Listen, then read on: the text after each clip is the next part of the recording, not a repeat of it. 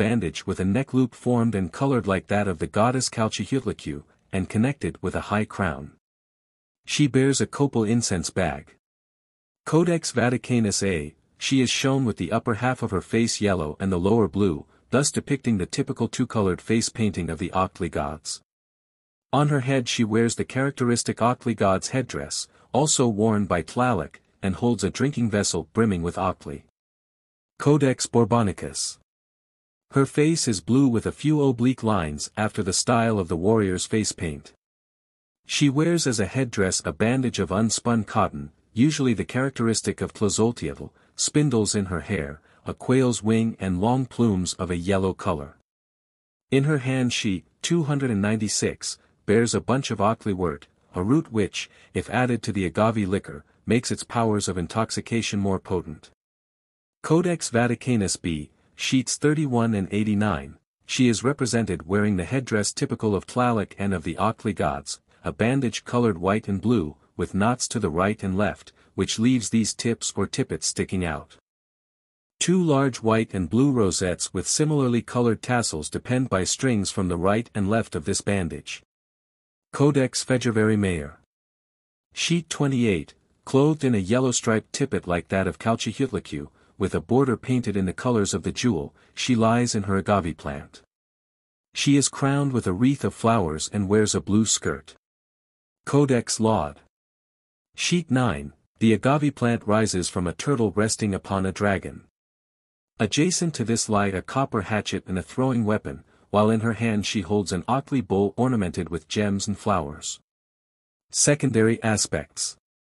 She is very often suggested by the Octli jug, which in the Borgia group is represented as a big two-handed vessel standing on serpentine coils, while to it are attached votive papers of the type frequently offered to the Tlaloc, and bannerets are placed on the sides, on which the V-shaped point is depicted. The Night Ende symbol surmounts the whole. Though she is spoken of as having many breasts, the goddess is very rarely depicted in this manner.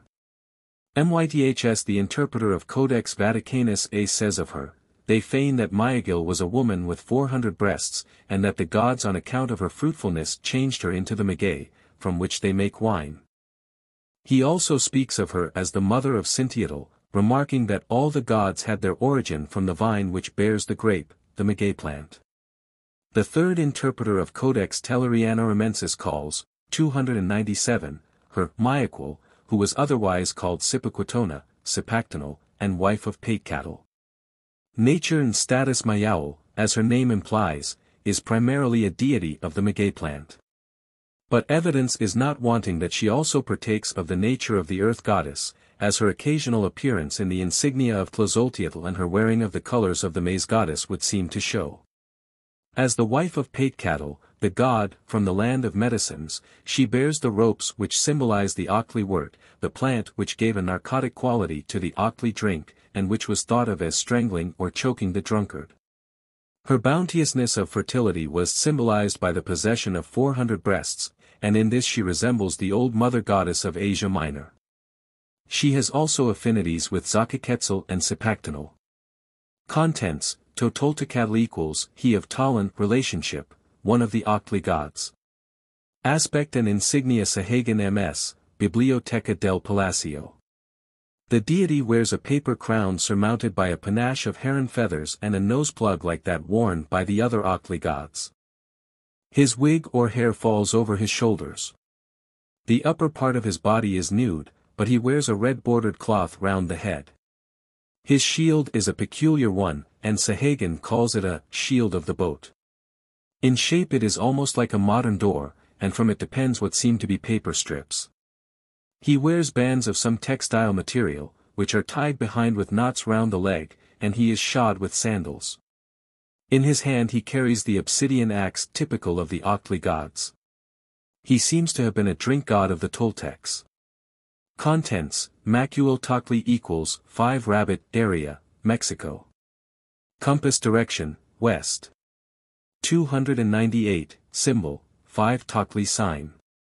Relationship, one of the Yutznaw. Mayaul. From Codex Borgia, sheet 16. Macuil Tocli. From Sahagan MS. See page 297. Tatoktin, from Sahagan MS. See page 298.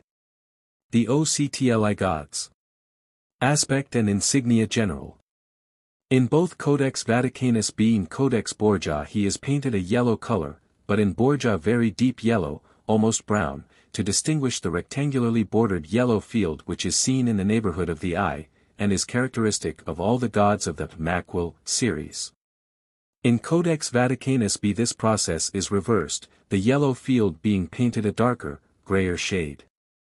In this MS, too, the god resembles Maquil Quetzalcoatl, but has a bundle of stone knives before his mouth, and he wears at the frontal side of the head fillet a flower, from which stone knives project. On his breast is seen the eye, the original form of Tezcatlipoca's white ring, and on his upper arm he has a large armlet, painted a blue color.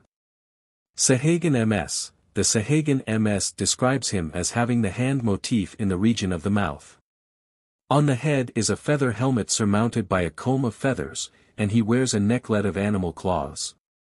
A red bordered cloth is twisted round the hips. The sandals are white. The shield, which is described as a sun shield, is red, and has claw ornaments. The god carries an obsidian axe, and a staff with a heart inset and painted with quetzal feathers. Nature and status from his possession of the hand symbol in the region of the mouth, Macuiltoctli, the P.5 rabbit, seems to me to be in some measure equated with the gods Maquilxochitl and Xolotl, and thus partakes with them of the quality of a deity of pleasure and conviviality. Contents, Tatoktin aspect and insignia Sahagan MS, the face is painted in two different colors, and the head is surmounted by a crown of feathers. The god, 299, wears the half-moon nose-plug of the Octli gods, and an ear-plug made of paper. On his back he wears the wing of the red guacamayo, and he has a feather collar. A net cloth decorated with the figures of scorpions is hung round his hips. On his feet he wears bells and shells, and the sandals peculiar to the Octli gods.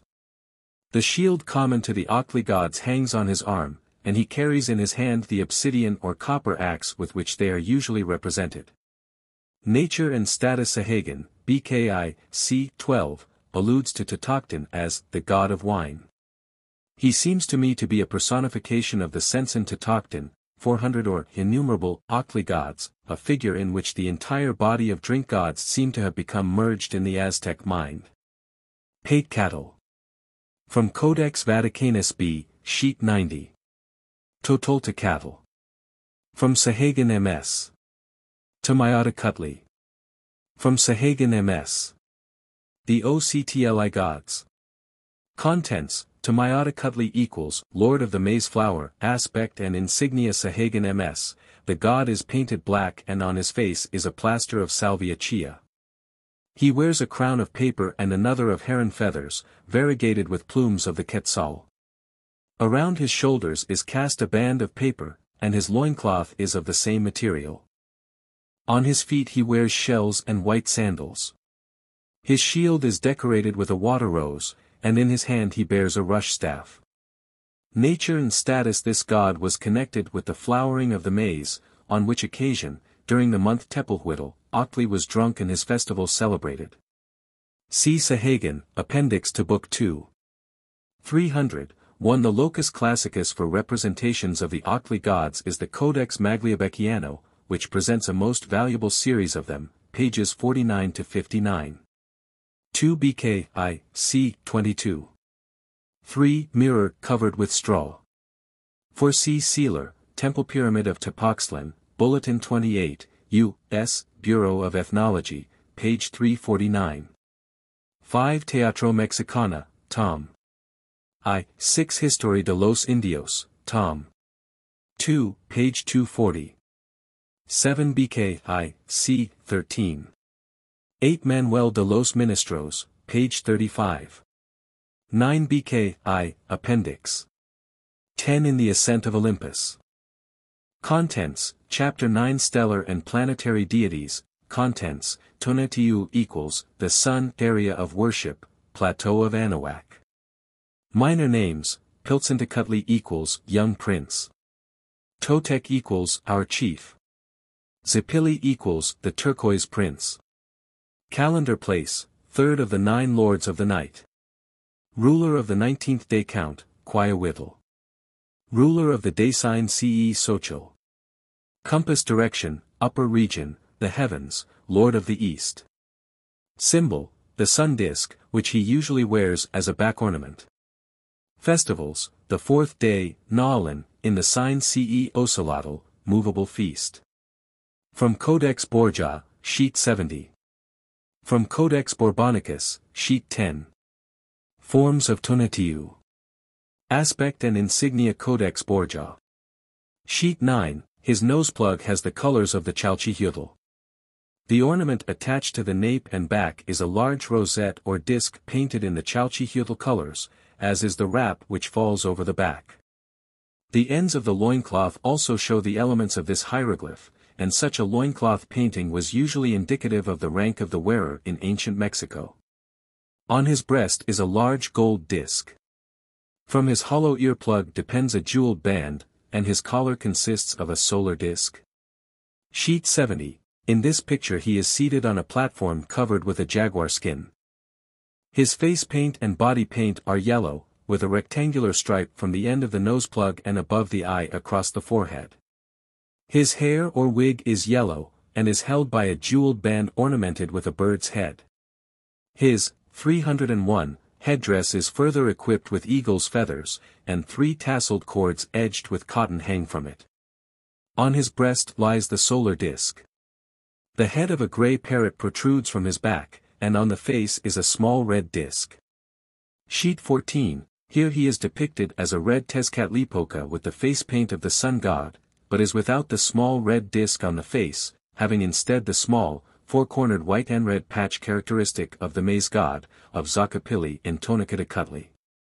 Codex Vaticanus B, sheet 20, here he is painted with flame-colored hair, bound by a fillet, on the front of which is the usual bird's head ornament. His panache consists chiefly of 2 eagle's feathers, from which hang 2 long bands, one side of which is hairy as if formed of skin, and this may be taken as a characteristic sign of him in the Mizas of the Codex Borgia group. His noseplug has a plate depending from it, which falls over the mouth, as in some representations of Tezcatlipoca, and on his breast he wears an ornament which recalls that worn by the fire god in this codex. In this MS, as in Codex Borgia, he is represented as standing before a temple, with a burnt offering of wood and rubber in his hand, and here the temple is painted in the Chalchihuitl color elements, and its roof covered by jeweled discs. Sheet 94, in this picture he is shown as wearing a long, flame-like beard, which strongly resembles that worn by Quetzalcoatl and Tonacatacutli in some Mizas, save that it is the color of fire. Auban-gupil tonalimatl. Sheet 10, in this manuscript the upper portion of the face is light red, and the lower a darker red. The outer corner of the eye is encircled by 3 red lines, which are rounded. He wears a jeweled fillet, feathered crown, collar, breast ornament, butterfly's wing neck ornament, the net pouch of the hunting tribes, and the swordfish pattern sword. Mexican idea of sacrifice to the sun god. Codex Telleriano-Ramensis. The face is yellow with no lines. He wears the fillet with turquoise jewels, and a wheel-shaped ornament at the nape of the neck, probably symbolic of the solar disk.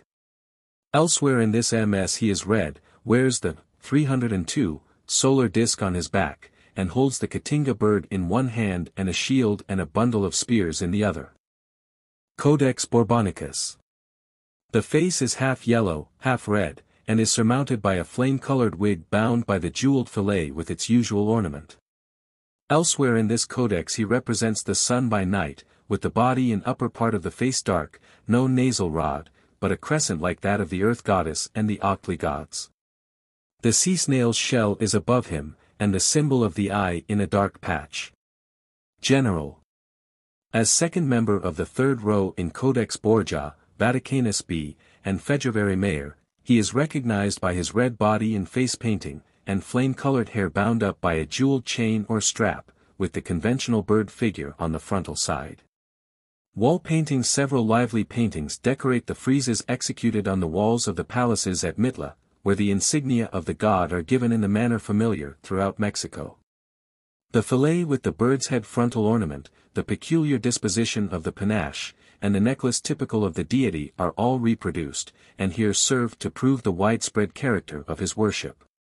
Myths. The myths dealing with the origin of the sun and the several epochs in which he reappeared under different forms have already been given in the chapter on cosmogony, and in the précis of the opening chapters of the Historia de los Mexicanos por sus Pinturas. The myths relating to his paradise have also been dealt with in that chapter. The interpreter of the Codex Vaticanus A says, "It was Tonatiuh, they affirm, who conducted to heaven the souls of those alone who died in war, and on this account they paint him with these arms in his hands. He sits as a conqueror, exactly opposite to the other who is near him, who is god of hell." They allege that the cause of winter being, 303, so disagreeable is the absence of the sun, and that summer is delightful on account of its presence, and that the return of the sun from our zenith is nothing more than the approach of their god to confer his favors on them. Festivals. Nalin. One of the feasts of the sun god was held at the ceremony known as Nalin, the formotions, alluding to the quivering appearance of the sun's rays, in the Quaquatinchen, House of the Eagles, an armory set apart for the military order of that name. The warriors gathered in this hall for the purpose of dispatching a messenger to their lord the sun. High up on the wall of the principal court was a great symbolic representation of the orb, painted upon a brightly colored cotton hanging. Before this copal and other fragrant gums and spices were burned 4 times a day. The victim, a war captive, was placed at the foot of a long staircase leading up to the stone on which he was to be sacrificed. He was clothed in red striped with white and wore white plumes in his hair, colors symbolical of the sun, while he bore a staff decorated with feathers and a shield covered with tufts of cotton. He also carried a bundle of eagle's feathers and some paint on his shoulders, to enable the sun, to whom he was the emissary, to paint his face. He was then addressed by the officiating priest in the following terms: "Sir, we pray you go to our god the sun, and greet him on our behalf, tell him that his sons and warriors and chiefs and those who remain here beg of him to remember them and to favor them from that place where he is, and to receive this small offering which we send him. Give him the staff to help him on his journey, and this shield for his defense, and all the rest that you have in this bundle." The victim, having undertaken to carry the message to the sun god, was then dispatched upon his long journey. Olmecatl or Toxiuhilpilia. This great solar festival was celebrated once in 52 years only, and signified the binding of the years, the end of the solar cycle, when, it was believed, the old sun died and a new luminary, 304, would take its place, or the world would be plunged into darkness. Says Clavigero, Forms of Tonatiuh. From a wall painting at Mitla. Mexican idea of the moon. Metzli, the moon god. From the Codex February Mayer, sheet 24. Planetary deities. The festival, which was celebrated every 52 years, was by far the most splendid and most solemn, not only among the Mexicans, but likewise among all the nations of that empire, or who were neighboring to it. On the last night of their century, they extinguished the fire of all the temples and houses, and broke their vessels, earthen pots, and other kitchen utensils, preparing themselves in this manner for the end of the world which at the termination of each century, they expected with terror. The priests, clothed in various dresses and ensigns of their gods and accompanied by a vast crowd of people, issued from the temples out of the city, directing their way towards the mountain Huixacla, near to the city of Iztapalapan, upwards of 6 miles distant from the capital.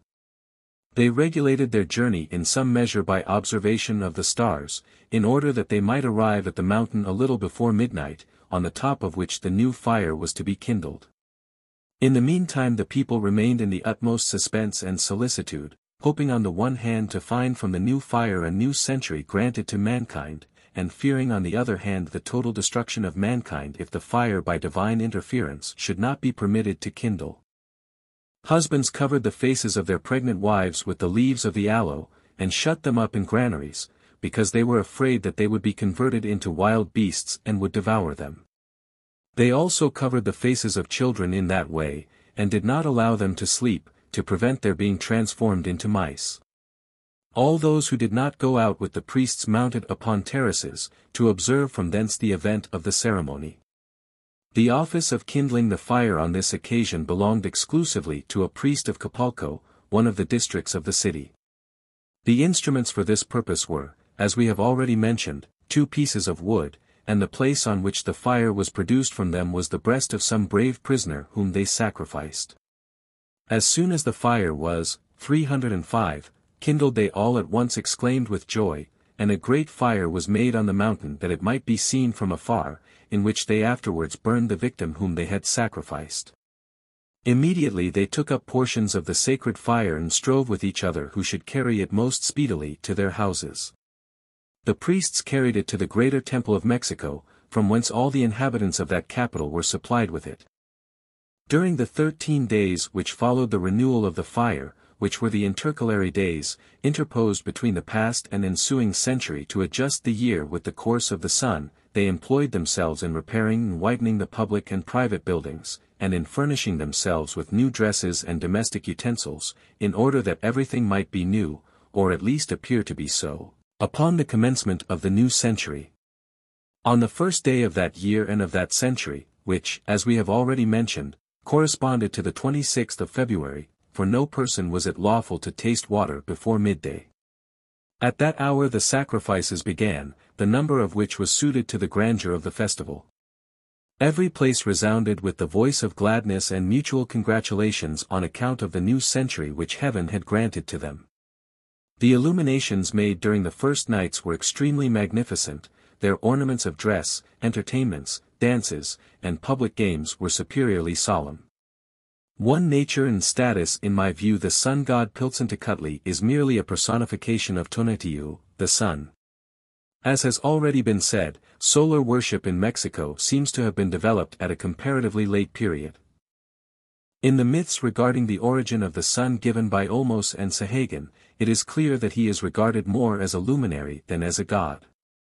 The name Tonatiuh, indeed, means nothing more than sun, and although one of the sacrificed gods was believed to have, 306, given him life, and he afterwards acts as a living being, he does not seem to possess the same qualities of personality as his later form, Piltzintecuhtli. The expression, Tonatiuh, seems to have been regarded as a divine place name, a paradise to which those warriors fared who died in battle. Tonatiuh was known as the Teotl, that is as the god par excellence, but this does not by any means imply that the Mexicans regarded him as the highest form of deity known to them. I think it rather means that the priests, having arrived at the conclusion that the tonalamadl and the calendar hinged, so to speak, upon the solar periods, came very naturally to regard the sun as the center or hub of the intricate system which they had built up through generations. The very name Teotl, too, shows that, in later times at least, the sun was regarded as a deity, perhaps because he occupied the vault of the sky, where the gods live. But above and beyond this we have to regard Mexican sun worship from an entirely different point of view. There is abundant evidence that the hunting tribes of the northern steppes, the Shishimec immigrants, possessed a primitive sun worship of their own. It may be, indeed, that it was from this that the worship of Tonatiuh sprang, and not from the consideration of calendric science, but the criteria we possess regarding this part of the question is at present much too scanty to permit of more precise statement. But if we know that sun worship obtained among the nomadic tribes of northern Mexico, we are somewhat ignorant of the precise form it took. One thing, however, seems certain, and that is that it was founded on the belief that the sun existed on the blood of animals, preferably deer, and that when these were scarce, on the blood of human beings. If blood offerings to the sun were to cease, it was thought that the luminary would grow weak, fail, and become extinguished, or else would visit his wrath upon humanity in some such manner as we read of in those myths which recount the recurrent catastrophes of fire, wind, deluge, and earthquakes which the wrathful luminary brought upon mankind. 307, would, therefore, date the introduction of the solar worship proper into Mexico, and consequently that of human sacrifice, from the period of entry of those northern Shishimec peoples, who, entering the Valley of Mexico at an epoch shortly after the disintegration of the Toltec civilization, adopted an agricultural existence, And finding the supply of wild animals insufficient to meet the requirements of sacrifice, instituted the occasional immolation of human beings. This custom seems, indeed, to have already obtained in the case of the ritual of some of the native gods, for example, Tlaloc and the Earth Mother, and it may be, indeed, that the northern nomads drew the inspiration which prompted them to this evil practice from their more civilized neighbors. But it is even more probable that, as the various Mexican peoples were for the most part of cognate origin and contiguous civilization, the practice of human sacrifice had been common to all of them in a more or less modified form for some generations, and only received an impetus after the Shishimec immigration. Against this view may be quoted the myth which refers the introduction of human sacrifice to a group of Huaxtec earth goddesses, Tlazolteotl and her sisters. But it seems to me that this Maya people were by no means so prone to the custom, and that in this instance Tlazolteotl has been confounded with some of her Mexican forms. The process by which blood was thought of as being transformed into rain has already been fully described, and it but remains here to indicate that Tonatiuh is, in places, closely identified with the sign Atl, water, and is indeed one of the 4 rulers of the week beginning with the day, 1 rain, probably because of the early belief that on one occasion the sun drank up all the water on earth and later disgorged it in floods. For the reason that he was regarded as existing on blood, the sun was thought of as the great patron of warriors, and has an intimate connection with both Huitzilopochtli and Tezcatlipoca. But if we seek for evidence which would seem to exalt him above the greater gods in Mexico, and place him in a central and preeminent position in the pantheon, 308, we will be disappointed. 2. At the same time we must recollect that the 2 deities just mentioned, and even Quetzalcoatl in a measure, possessed a solar connection, and in the offering of the hearts of all victims to his glowing face we may probably see a survival or a reminiscence from a period when he was perhaps the central figure in the pantheon of the Shishimec nomads. There is also plenty of evidence that the sun must be classed with Xiaotecutli and the other gods of fire, as is shown by the great fire festival which took place every 52 years. But the lack of data regarding the sun as a personalized deity rather than a divine luminary places us at a disadvantage in attempting to assess his precise nature and status in the Mexican pantheon, and considerable research is required before this can be essayed with any degree of confidence. Contents: Metzli equals, the moon, or Texistecatl equals, he from the SEA snail, symbol, bone-surrounded disc set in the night sky, containing a rabbit. Calendar place, ruler of the 6th day count, Miquistli. Ruler of the 6th Tonalamatl division, CE Miquistli. Ruler of the 5th night hour. Compass direction, south. Aspect and insignia Codex Borgia. In this codex he is shown as a female, old, with the gobber tooth or lip contraction indicative of extreme age. He is painted yellow, the color of women. The white of the clothing expresses the relatively dull hue of the luminary when compared with the sun. Codex Vaticanus B, here he is old and white-haired, and is pictured as a priest with the marine snail's shell on his brow. The body color is blue, as is the face, on sheet 30, but on sheet 88, half blue, half red, as in the Codex February Mayer, 309, picture of Mixcoatl. On sheet 30 he is figured with a long beard and wears Zacapili's ornaments. Auban Tonalamatl. In this place he is represented by Tezcatlipoca. Codex February Mayer. Sheet 24, here he is pictured as an old god with a long beard. The body color is blue, and the face half blue, half red, like that of Xolotl in the same MS. He wears the sea snail shell on his fillet. Myths. The principal myths relating to the origin of the moon god have already been given in the chapter on cosmogony. The interpreter of the Codex Vaticanus A states that, they believed that the moon presided over human generation, and accordingly they always put it by the side of the sun. They placed on its head a sea snail, to denote that in the same way as this marine animal creeps from its integument or shell, so man comes from his mother's womb. The interpreter of the Codex Tellurianorumensis says, Medley was otherwise named Texistecatl, because in the same way that a snail creeps from its shell, so man proceeds from his mother's womb. They placed the moon opposite to the sun, because its course continually crosses his, and they believed it to be the cause of human generation. Nature and status Texistocatl is, the man in the moon, the spirit who dwells in or animates the luminary of night. He is frequently depicted as an old man or priest, with staff in hand, and is the wizard, or Noali, who lurks within the moon cave, or house, for so the moon seems to have appeared to the Mexicans. It seems also to have been regarded or symbolized as a snail shell, and it is probable that the curved shape of it in its earliest phase, no less than its gradual growth, brought about this conception. This in turn created the train of thought which resulted in its being regarded as the symbol of conception and birth, its growth and gradual rotundity, as 310, well as its symbolic connection with the snail assisting the idea. As the Wizard of Night concealed within his cavern, Texistocatl was identified with Tezcatlipoca, the sorcerer par excellence, the magician who held sway over the dreaded hours of darkness. The moon had also a connection with Calchihuitlicu and the Octli gods, which is dealt with in the sections relating to those deities. Contents: Mixcoatl, Iztac Mixcoatl, or Camaxtli as Mixcoatl equals, Cloud Serpent area of worship, Xiximec country, Mexico Tenochtitlan, Tlaxcalan. Minor names: Iztac Mixcoatl. Camaxtli. Relationship: one of the Tzitzimime, father of Huitzilopochtli, husband of Itzcui. Festival: Cachali, the 14th month. Compass direction: north. From Codex Borgia, sheet 25. From Codex Magliabecchiano, 3 folio, sheet 42. Forms of Mixcoatl.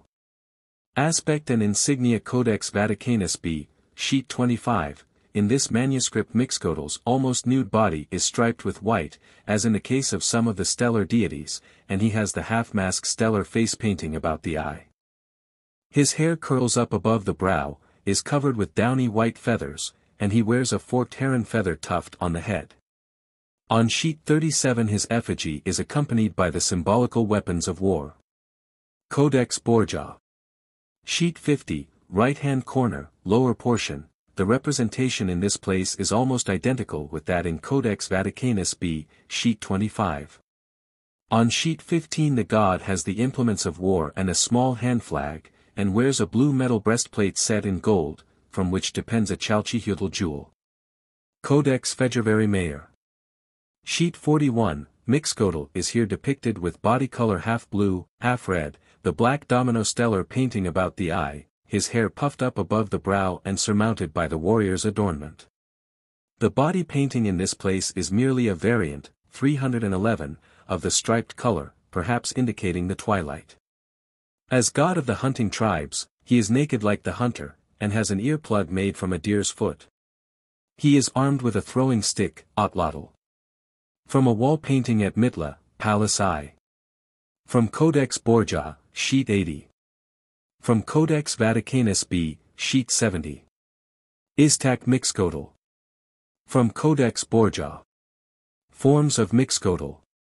Wall paintings on the west side of the court of Palace I at Mitla are certain fragments, some of which undoubtedly represent Mixcoatl in his different phases.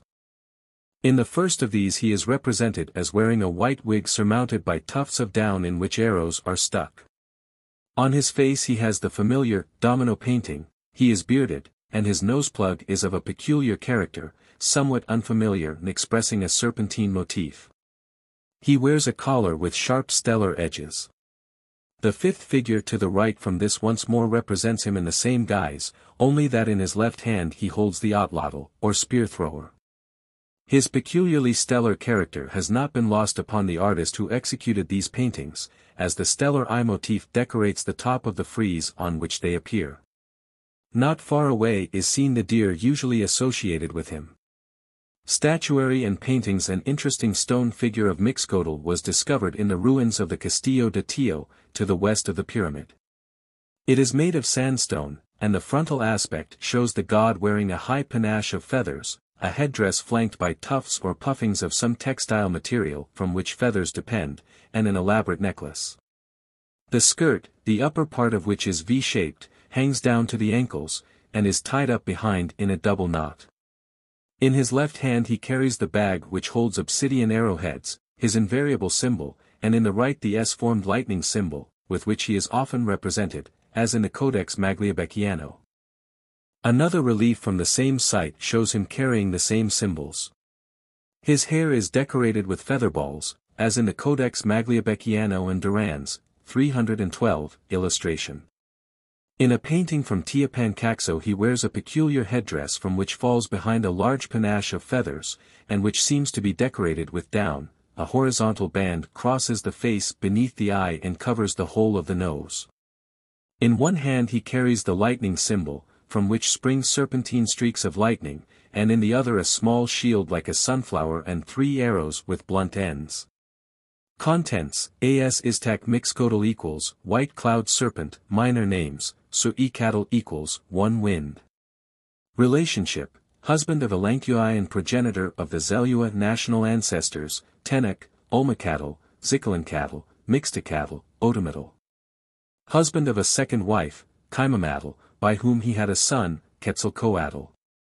Compass direction, upper region. Aspect and insignia Codex Fejevari Mayor. Sheet 32, he has the head of a deer. He carries for a staff the neck of a long-billed, white bird, a heron. Before him stands a dish containing an eye and a feather ornament, reproducing in form and color the warrior's forked heron feather adornment. Sheet 6, he is painted a yellow color, thin and with wrinkled skin, his face looking out of the open throat of a bird, which has a feather crest curling up and a variegated rosette on its beak.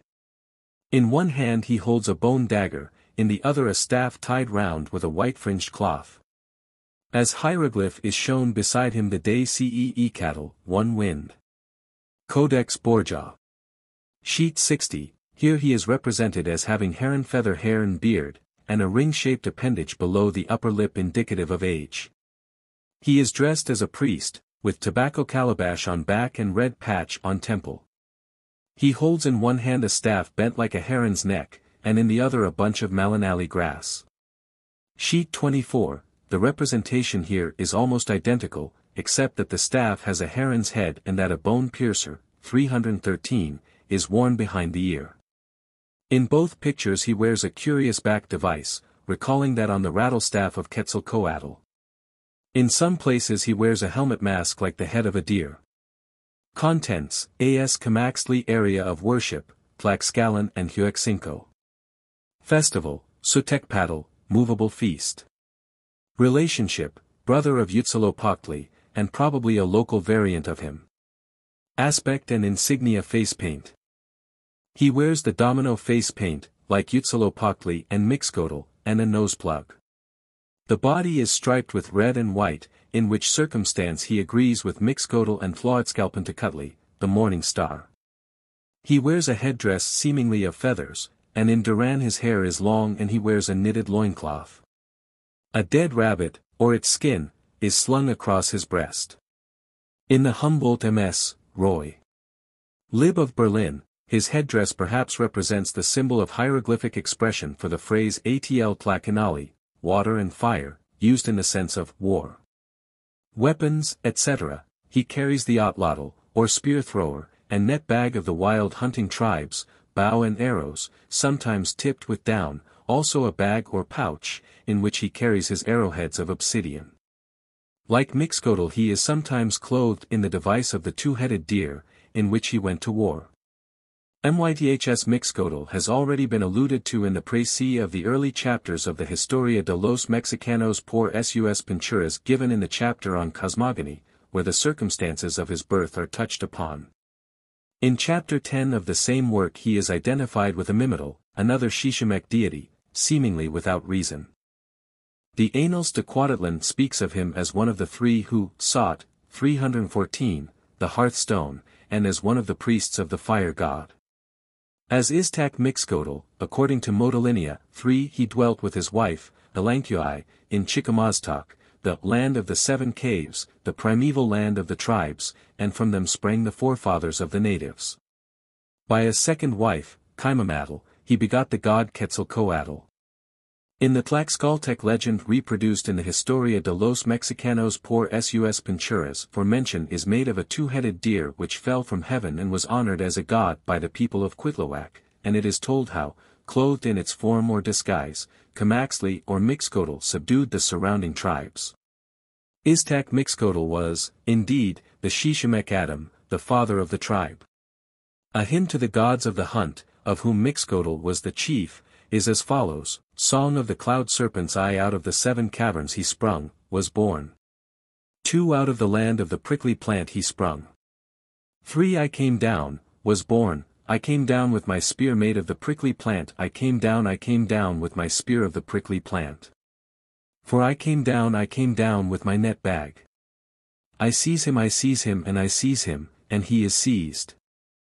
315, Festival. The great festival of Mixcoatl was the hunt drive in the month Kachali. Sahagan says of this observance 5, Kachali was the name of the 14th month, Mixcoatl being honored with festivals.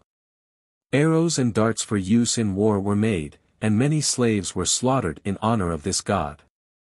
During the 5 days spent in making the arrows, everyone slit their ears and rubbed their temples with the blood thus drawn. Penance was supposed to be thus performed before the deer hunting commenced. Those who did not slit themselves were deprived of their cloaks as tribute. During these days no man cohabited with his wife, and the aged abstained from the use of pulque, as penance was being performed. The 4 days employed in the making of arrows and darts being ended, smaller arrows were made and tied in bundles of 4 to which were added 4 pine torches. These were placed as offerings upon the graves of the dead, besides 2 tamale to each bundle. These remained for a day upon the tombs and were then burned during the night, other ceremonies being held as well in honor of the dead. On the 10th day of this month the Mexicans and the Tlatelolca resorted together to the mountain of Cacatepec, which they called their mother. On reaching it they constructed thatched huts, lighted large fires, and spent the day in absolute idleness. Next morning they breakfasted and went out together into the country. There they spread themselves out in a circular line, in which were enclosed a large number of animals, deer, rabbits, and others. They gradually approached them so as to enmesh them in a small space, and the hunt then began, each one taking what he could. After the hunt, captives and slaves were slaughtered in the temple called Tlamatcinco.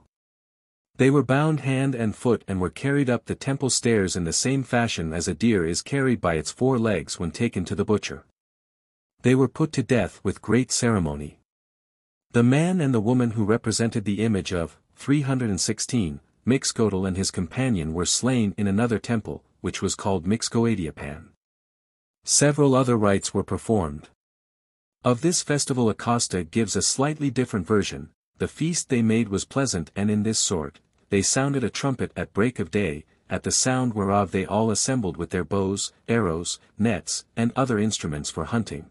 Then they went in procession with their idol, being followed by a great number of people to a high mountain, upon the top whereof they had made a bower of leaves, and in the midst thereof an altar richly decked, whereupon they placed the idol. They marched with a great brood of trumpets, cornets, flutes and drums, and being come unto the place they environed this mountain on all sides, putting fire to it on all parts, by means of which many beasts flew forth, as stags, conies, hares, foxes and wolves, which went to the top flying from the fire. These hunters followed after with great cries and noise of divers instruments, hunting them to the top before the idol, whither flew such a great number of beasts, in so great a press, that they leaped one upon another, upon the people, and upon the altar, wherein they took great delight. Then took they a great number of these beasts, and sacrificed them before the idol, as stags and other great beasts, pulling out their hearts as they use in the sacrifice of men, and with the like ceremony, which done they took all their prey upon their shoulders, and retired with their idol in the same manner as they came, and entered the city laden with all these things, very joyfully with great store of music, trumpets, and drums until they came to the temple where they placed their idol. With great reverence and solemnity. They presently went to prepare their venison wherewith they made a banquet to all the people, and after dinner they made their plays, representations and dances before the idol. Temples. Mixcoatl's temples in Mexico were the Mixcoapan Sampantli and the Mixcoadiapan. In the first were preserved the heads, 317, of the victims sacrificed to the god. The ceremony of Cachali was commenced in the latter. Nature and status. Mixcoatl was primarily the great god of the Chichimecs and the Otomis, a god of the wild hunting tribes of the plains to the north. Numbers of these had settled in Mexico City and elsewhere within Anahuac, to which they had carried his worship with them. The tribal legends connected with him seem to imply that he was regarded in one of his phases, that of Iztac Mixcoatl, as the Chichimec Adam or Abraham, and he is even alluded to as the father of Quetzalcoatl and brother of Huitzilopochtli. The probabilities are that he was the god of a section of the Nahua who entered Mexico proper before the advent of the worshippers of Huitzilopochtli, and as he had similar characteristics to the latter deity, he became connected with him in the popular imagination. Mixcoatl seems to me one of that large class of conceptions which recur so frequently in all mythologies, the rain and lightning-bearing cloud, which in the mind of the savage takes the form of a great monster, a dragon or serpent, vomiting fire and discharging water. The name Mixcoatl means cloud serpent and serves to substantiate this conception of him. But in the eyes of a hunting people he came, like other deities of the kind, to be regarded as the great hunter who casts the thunderbolt, the lightning arrow, and therefore as the godlike prototype of the savage sportsman. Mixcoatl's possession of the obsidian arrowhead, which became personified in its Papalaval, gives further weight to this idea. Because he partook of the attributes of a sky god, Mixcoatl almost inevitably became identified with the stellar deities dwelling in the heavens above. He is, indeed, chief of the Sensen Mimixcoa, which has been translated, the 400 northerners, the host of stars to the north of the equator, in contradistinction to the Sensen Yutznaa, or 400 southerners, who were scattered by Huitzilopochtli immediately after his birth. But here a question of some difficulty arises. Yutznaa may correctly, 318, be translated southerners, whereas Mimixcoa can scarcely be rendered otherwise than as the plural of cloud serpent. The insignia of these latter deities, however, are certainly stellar. They wear the stellar face mask and are in every way to be connected with the stars. It is clear, too, that Mixcoatl in one of his manifestations must be connected with the morning star. But I take this connection, as in the case of Quetzalcoatl, to have arisen at a period comparatively late. Again, we frequently find in Mexican myth that the stars are regarded as serpentine in character, and indeed, as in the case of the Tzitzimime, partake of insect characteristics. Mixcoatl is the expression in use at the present time among the natives of Mexico for the tropical whirlwind 6, obviously a much later conception of his nature, and one more intimately connected with that of Tezcatlipoca, as I have attempted to show in the passages relating to that god, and to Quetzalcoatl.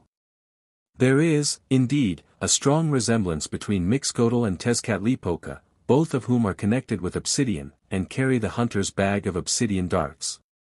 Mixcoatl's festival is obviously one of considerable antiquity.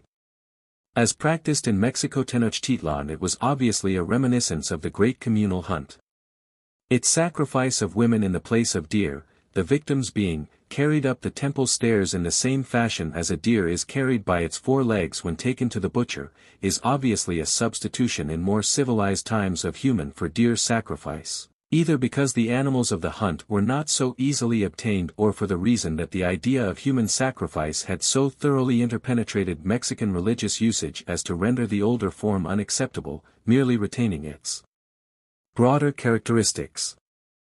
It has also a strong resemblance to those medicine hunts until recently practiced by the Indians of North America, and in the Zuni mysteries of today, a procuring of magical virtue for the arrows which were made during the first 5 days of the festival, and smaller models of which were offered up on the graves of the dead. Mixcoatl's, 319, wife Itzcuy is a deer and, as we have seen, the deer was the disguise of his surrogate, Camaxtli. The deer is the animal connected in the barbarian mind with the quest for water or food. Where the deer migrated in search for these the savage must follow. The animals which compose the staple food supply of savages are frequently regarded as their gods. In America, on the introduction of later anthropomorphic deities, the animal forms are frequently conceived of as the mates of these, perhaps one explanation of the belief in descent from animal forms. Because of his connection with the lightning, Mixcoatl was also god of the fire twirler, the apparatus with which fire was made, and he appears in this character during the fire festival. Contents: Tlaotzcalpantecutli equals Lord of the House of the Dawn, Area of Worship, Mexico, Toltec. Calendar place, with the fire god, Lord of the 9th week, CE Codal. 12th of the 13 Lords of the Day Hours. Compass direction, west. Relationship, variant of Quetzalcoatl. Aspect and insignia general. In the Codex Borgia, sheet 25, he is painted as having a white and red striped body, and a black face with white spotted quincunx peculiar to him in his special form as evening star. The hair is yellow, the locks rising in curls above the brow, and bound by a red fillet. We can probably recognize him in the figure seen in sheet 19 of Codex Vaticanus B, which bears a strong resemblance to that found on sheet 57 of the same MS, confronting the fire god, but in the first instance he is not shown with the black, half-mask, painting about the eye. He has, however, the same warlike implements, shield, spears, and atlotl, as in Codex Borgia, as well as a pouch for obsidian arrowheads and a small sacrificial flag. He is, however, almost universally represented with a white or white and red striped body and, 320, face painting, and the deep black, half-mask edged with small white circles which is usually shown in the pictures of Mixcoatl, Painel, and Atlaw, and which is described as the stellar face painting called darkness. He frequently wears long, tapering oval ornaments attached to red leather thongs in place of the Chalchihuitl jewels which so often depend from the dress of the other gods, and the band which supports these has 4 diverging ends terminating in a bunch of feathers, as with Tonatiuh, Ucoatl, and Zacapili. The crown is generally composed of black feathers having white spots, alternating with longer yellow or red plumes. On the breast is seen an ornament like that of Tezcatlipoca. In Codex Bourbonicus and Borgia he is accompanied by the insignia of those warriors who died by sacrifice, the blue crown with the 3-cornered frontal plate, the axe-shaped blue earplug, the blue nose plug, the white paper shoulder tie, and the small blue dog which accompanied the dead man on his way to the region of Mictlan. Tlaotzcalpantecutli piercing Calchihuitlicu. From Codex Borgia, sheet 53. From Codex Vaticanus B, sheet 37. Forms of Tlaotzcalpantecutli.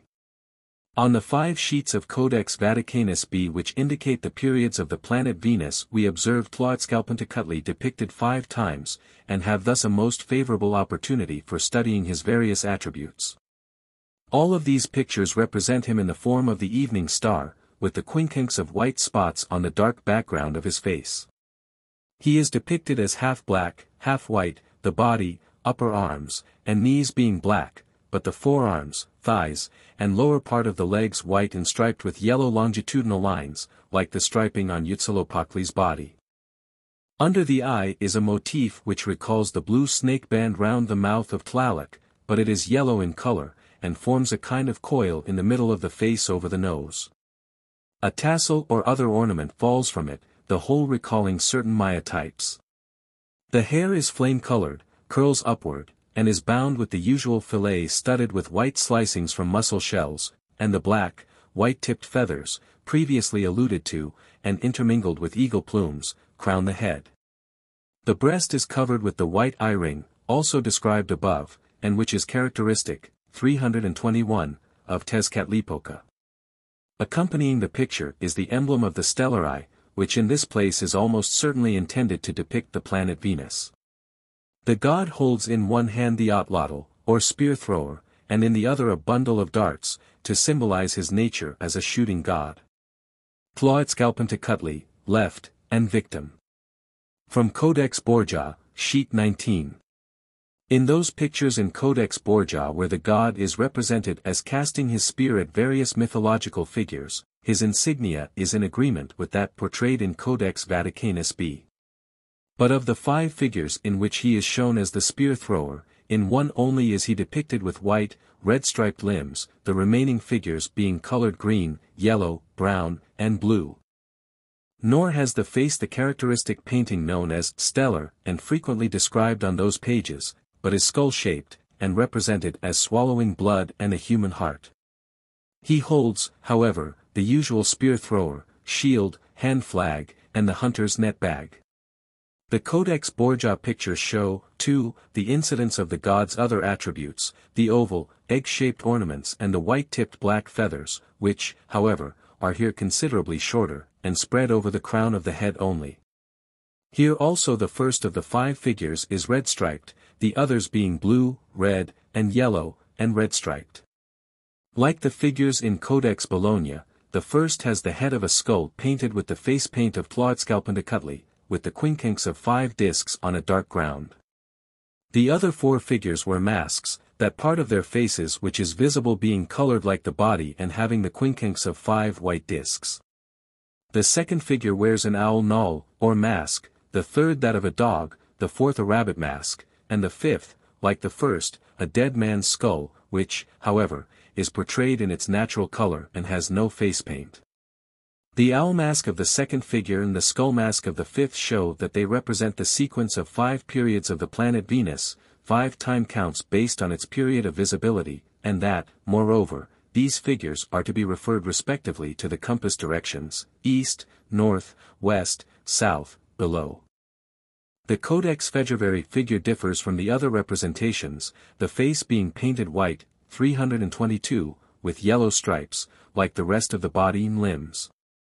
But that this figure is in reality identical with those of the other manuscripts is proved by the quincunx of white spots disposed in the same manner as in the Codex Vaticanus B figure, by the 3 curly locks on the brow, and by the star-like eye worn by the god on his breast. In Codex Borgia are shown a sacrificial cord and 2 small paper flags. In Codex Februari we see a shield with feather appendage, and 1 paper flag, which is evidently intended to appear in the ritual of the death by sacrifice. Quetzalcoatl was for the Mexicans an indication of the warrior's death, that is, sacrificial death. In Codex Telluriano-Ramensis the hair is plastered with white downy feathers, and round the neck is slung the Aztemacatl, the heron feather cord, the whole indicating the insignia of the victim about to be sacrificed after ceremonial combat. He wears a skull as helmet mask in this MS. In the Aubengupo Tonalamatl Quetzalcoatl wears a rod-shaped noseplug and the blue breastplate of the fire god. Nature and status. This god, as Sealer indicates, 7 is a variant of the planet Venus, the morning star, who was regarded as the shooting god and who was perhaps identical with Mixcoatl. The Annals de Cuautitlan says that, when he appears he strikes various classes of people with his rays, shoots them, sheds his light on them, and these several types of people thus shot are clearly to be seen in Codex Borgia, and in the corresponding places of the other manuscripts, where their sequence is, however, varied. That they stand in relation to the quarters of the heavens there can be no doubt, but these quarters vary with the several codices. Thus in Codex Borgia we find the jaguar occupying the north, while in Vaticanus B in Bologna we find it occupying the 5th or downward direction, and in this varying arrangement we probably see differences, 323, of local conception. The deities or figures at which the god hurled his spear are the jaguar, or Tezcatlipoca, Calchihuitlicu, the black Tezcatlipoca, probably as Tepealatl, Cintiatl, the Tlatoani, or king, and the Yaatl, or the symbol of war, but these do not agree with the classes of people shot by the god as given by the Annals de Cuautitlan, which states that in the sign Cipactli he shoots old men and women, in the sign Codal he shoots the rain, for it will not rain, in the sign Atl, the universal drought, in the sign Acatl, kings and rulers, and in the sign Olin, youths and maidens. This seems to me to indicate not so much that the god was identical with Mixcoatl, as Sealer states, although he may have had connections with this deity, but that he typifies in some manner the evil influences of the rays of the planet Venus at certain times of the year. We know that the Mexicans, like many other peoples, believed that the stars emanated influences good and bad, and as Sealer himself states in his essay on the Venus period in picture writing, 8, it is possible that we have on these pages simply an astrological speculation arising from superstitious fear of the influence of the light of this powerful planet. By natural association of ideas the rays of light emitted by the sun or other luminous bodies are imagined to be darts or arrows which are shot in all directions by the luminous body. The more the rays are perceived to be productive of discomfort or injury, so much the more fittingly does this apply. In this way the abstract noun mayatl or mayatli with the meaning, ray of light, is derived from the Mexican word mayatl, arrow, thus mayatli is the arrow which belongs by nature to a body sending forth arrows, a luminous body. When the planet appeared anew in the heavens, smoke vents and chimneys were stopped up lest the light should penetrate into the house. It is hardly possible to see anything else in these figures struck by the spear than augural speculations regarding the influence of the light from the planet suggested by the initial signs of the period. Seeler also points out that we possess the analogy of the periods in which, 324, the suetidio, or spectre women, send down similar baleful influences from above. Contents, COYOLXEUHQUI equals, painted with bells, relationship, daughter of Coatlicue, sister of Huitzilopochtli in the Sensinuitzna. Aspect and insignia stonehead from Great Temple of Mexico. This represents her as having on both cheeks the sign for gold and bells, hence the face of this head is really painted, Zaki, with bells, Koyali. As a nose ornament she has a peculiar pendant, consisting of a trapezoidal figure in array, the motif of which is partially repeated in her earrings. Her headdress is a small, close-fitting cap, the front of which is embroidered in a downy featherball pattern. Myths the myth which describes her enmity to her mother, Coatlicue, and her slaughter by her brother Huitzilopochtli, has already been recounted in the section dealing with the latter god. Nature and status Coyolzaqui's insignia, as seen in the stone head of her from the Great Temple of Mexico, is unquestionably that of a lunar goddess. Moreover, the terms of the myth referred to above make it plain that she represented the moon, who is slain by the first blow of the Zyakotl, or fire snake, the dawn. The fact that she was the only sister of the 400 stars, Sensinuitzna, probably implies her lunar significance. Contents, Tsitsimim equals, monsters descending from above, minor name, Petlakatsitsqueak equals, upholders of the cane carpet. 325, aspect and insignia. Certain wall paintings at Mitla afford a good representation of the Tsitsimim, who are represented as pulling the sun out of his cave by a rope. In this case their character as stellar deities or demons is well exemplified. The face often resembles that of a Deatha's head and the hair is puffed up in wig fashion. In Codex Borgia the Tsitsimim are represented as female figures with Deatha's heads and jaguar claws. The insects pictured in the Codex Borbonicus are unquestionably representations of the Tsitsimim gods in their demon forms. Myths the interpreter of the Codex Vaticanus A equates them with the gods of Mictlampa, or Hades, but his contemporary who edited the Codex Tellerianorumensis says of them, the proper signification of this name is the fall of the demons, who, they say, were stars, and even still there are stars in heaven called after their names, which are the following: Iskatacatli, Plavescal Pantacufli, Siacatl, Akitamatl, Zacupancalki, Mixamatl, Tezcatlipoca, and Contamoctli. These were their appellations as gods before they fell from heaven, but they are now named Tsitsimitli, which means something monstrous or dangerous. Tezazomoc mentions them in his Chronica Mexicana in connection with the building of the Great Temple at Mexico. He states that their images were at one period still necessary for the completion of the building, and alludes to them as angels of the air, holding up the sky, and the gods of the air who draw down the rains, waters, clouds, thunders and lightnings, and who are placed round Huitzilopochtli. He further says that these gods of the signs and planets were brought to the sacred edifice and placed round the idol of Huitzilopochtli. Nature and status. The Tsitsimim are obviously stellar deities. A myth, 326, seems to have existed that they had been cast out of heaven, and may perhaps be equated with that relating to Xochiquetzal.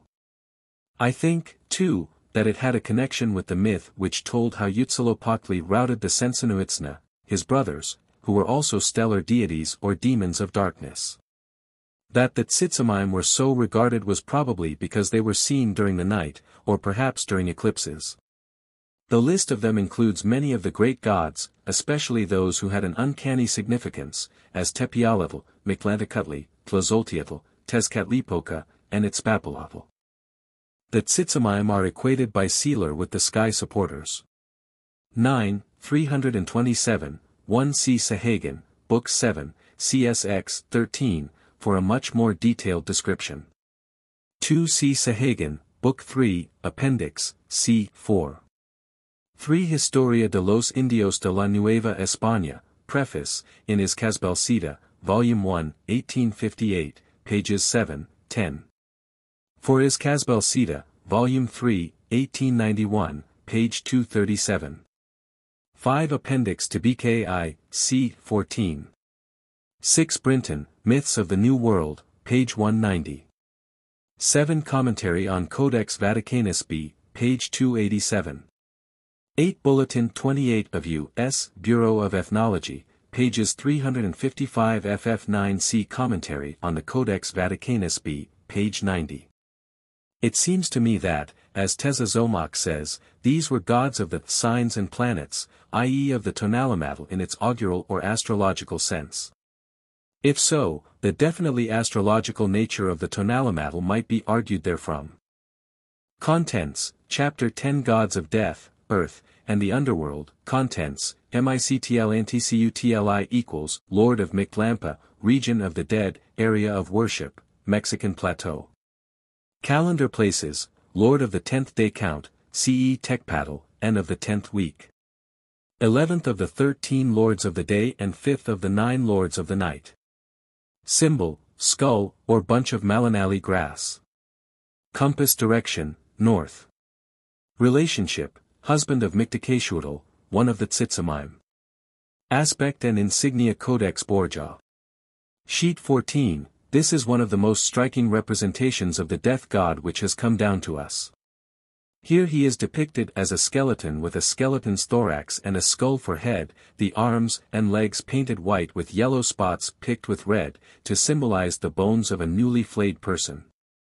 He has a large rosette at the occiput and a flag, both painted in alternate white and red crossbands, and this motif is carried out in the ends of the loincloth, and in the extremities of other bands and stripes. He presents a burnt offering. The symbolic crossways and the owl are figured before him, the death bird being surrounded with paper flags, the decoration of corpses prepared for cremation. Sheet 15, on this sheet he wears the death symbols. At the nape of the neck he has a paper rosette, decorated with red and white crossbands, the paper flag painted in the same way, broken in the middle and bent, and an earplug consisting of a human hand. His symbol in this place, 328, is a bunch of Malinali grass. Sheet 79, in this representation of the death god we find the invariable skeleton head, but the body is painted, like that of the priests, in black. The nape ornament is of paper, and the earplug is a human hand. The screech owl's wing also appears. Opposite him is a corpse wrapped up in a cloth and corded with strings, a paper flag, used in the decoration of corpses prepared for cremation, and a cross, apparently made of knotted sheets of cloth or paper. His hair or wig is black and curly, some of the curls ending in eye-like circles with red centers. In this picture he sits opposite Tonatiuh, the sun god, and thus, perhaps, represents night in its black aspect, the eyes in his wig, as elsewhere, symbolizing the stars. Sheet 57, here he is placed opposite the death goddess and wears the usual insignia. The ground on which their seats are placed is not simply yellow, as in the other sections, but consists of alternate fields of Malinali grass and fragments of skulls in the style of the hieroglyph of arable land. Both present each other with a naked human figure, symbolic of human sacrifice. Between them stands a receptacle painted black and studded with eyes, with red bands in the middle and yellow border. On the left of this stands the dish filled with blood and smoking hearts, on which the goddess is pouring fire from a vessel. On the right projects the body and tail of a dragon, which is seized by the god. In the center is seen a skull swallowing a man who is falling headforemost into its throat, and above all is pictured the moon, without, however, the usual rabbit appearing in its circumference. Mictlantecutli. From Codex Borgia, Sheet 13. Tepialetl. From Codex Nuttall, Sheet 70. See page 332. Forms of the Underworld Deities. See also under Quetzalcoatl, facing page 119. Codex Fejerveri Mayer. Sheet 37, here Mictlantecutli is placed opposite the death goddess. He has the usual insignia, but wears black garments, decorated with eyes and crossbones. His seat is made of ribs and a piece of skull, and he holds a dragon in both hands. Between him and his mate a man sinks into the yawning jaws of the earth, and above it is a dish with a stone sacrificial knife. Codex Vaticanus B. Sheet 21, he has the usual skeleton head, but in the arms and legs the bony structure is merely 329, indicated by a yellow color and a black design. He is clothed with a jacket of green malinali blades and wears in his ear a strip of unspun cotton. He has as back device a pot, in which 3 flags are stuck. Sheet 34, in this sheet he is represented much as in Codex Borgia, sheet 15. Sheet 58, here he is pictured as a black god, with a skull for head and seated on a chair made of blood, bones, and malinali grass. He has the nape shield and a flag inclining forward, and a nose like a sacrificial stone knife. Statue of an Octli, drink, god. Found near Vera Cruz. Codex Magliabecchiano. Mictlantecutli is represented more than once in this codex, importantly on pages 73 and 79. In the first instance he is depicted with blue-gray body and enormous claws on hands and feet, the head plastered with the yellow patches and bloodstains he frequently shows. The head is that of a skull, with protruding yellow nasal bone, but the ground color is blue, not bone color. He wears the night hair occasionally associated with him, and his coiffure is decorated with small, black, festal bannerets, interspersed with what appear to be stellar eye motifs. His maxtli appears to consist of a rope or twisted piece of cotton, and he wears wristlets and anklets of bright red cotton. The necklace is reminiscent of that worn by several of the Maya deities. He sits in the portal of a temple, and before him squat a number of men and women, regaling themselves on human flesh from several earthen vessels containing a head, a leg, and an arm. The second picture exhibits the penance done before him. In this place he is painted brown, with the same enormous talons, the death's head face, night hair and bannerets, yellow, without, however, the accompaniment of the stellar eye ornaments. These, however, appear to be reproduced upon the wrists, knees, and one ankle, and, perhaps, make this phase of the god a parallel to the Greek Argus, the eye-spotted knight. On the breast depends an ornament which is not sufficiently clear to justify its description. On page 82 the god is depicted as wearing a garment covered with crosses, and on page 88 as standing on the skull altar, see Tezcatlipoca. His wavy hair is surrounded by a red and yellow cotton fillet, 330, and he is being anointed by a priest from a vessel of blood, whilst other priests stand before him with pots full of blood and human hearts. He wears a curious blue necklace almost of the masonry type seen in Egyptian, Greek, and Asiatic deific ornaments, and a cotton garment with red bows. A cotton web depends from his blue earplug. Myths the interpreter of Codex Vaticanus A says of Mictlantecutli, he descends for souls as a spider lowers itself with its head downwards from the web. Later on he states that he is the great lord of the dead below in hell, who alone after Tonacatecutli was painted with a crown. They painted this demon near the sun, for in the same way as they believed that the one conducted souls to heaven, so they supposed that the other carried them to hell. He is here represented, that is in the Codex, with his hands open and stretched towards the sun to seize on any soul that might escape from him. Later he states that Excuna, the goddess of salt, dirt, and immodesty, was the wife of Mictlantecutli. The commentator of Codex Tellurianorumensis seems to regard Mictlantecutli as rescuing souls from the realm of the dead. He says, they place him opposite to the sun to see if he can rescue any of those seized upon by the Lord of the dead. The two interpretative codices were almost certainly edited, if not copied one from the other, by the same hand, and it is such passages as this which show the great dubiety existing in the minds of the priestly commentators regarding the precise nature of the Mexican deities. Sahagan in the appendix to his third book, the first chapter of which treats of burial, gives a prayer or address to the dead which mentions Mictlantecutli, and which states that he and his wife Mictacatl await the deceased, who goes to dwell among the shadows, where there is no light or window. It is further explained that when he arrived in the realm of the god of the dead, which has already been described in the chapter on cosmogony, he makes him an offering of the papers which he carries, of faggots or torches, 331, of pine wood, and of perfumed reeds, cotton, mantles, and costly apparel. Boccherini and Brasser give a great deal of matter regarding this god which is absolutely worthless, as does Leon y Gama, and the deity has been in some manner confounded with a god Tiamiki, who seems to be quite supposititious in character and never to have had no other existence in the minds of Gama and his copyists. Nature and status Mictlantecutli, it would seem, is neither more nor less than a god of the dead, that is, his original conception was probably that of a prince of Hades, a ruler of the realm of the departed, who in time came to possess the terrific aspect and the punitive attributes of a deity whose office it was to torment the souls of the erring. The fact that he presides over the 11th hour, the hour of sunset, shows that he was in a measure identified with the night, as certain aspects of his insignia would appear to show. In a manner he must be regarded as the earth, which in its form of the grave, yawns or gapes insatiably for the bodies of the dead. See Mictlantecuhtli.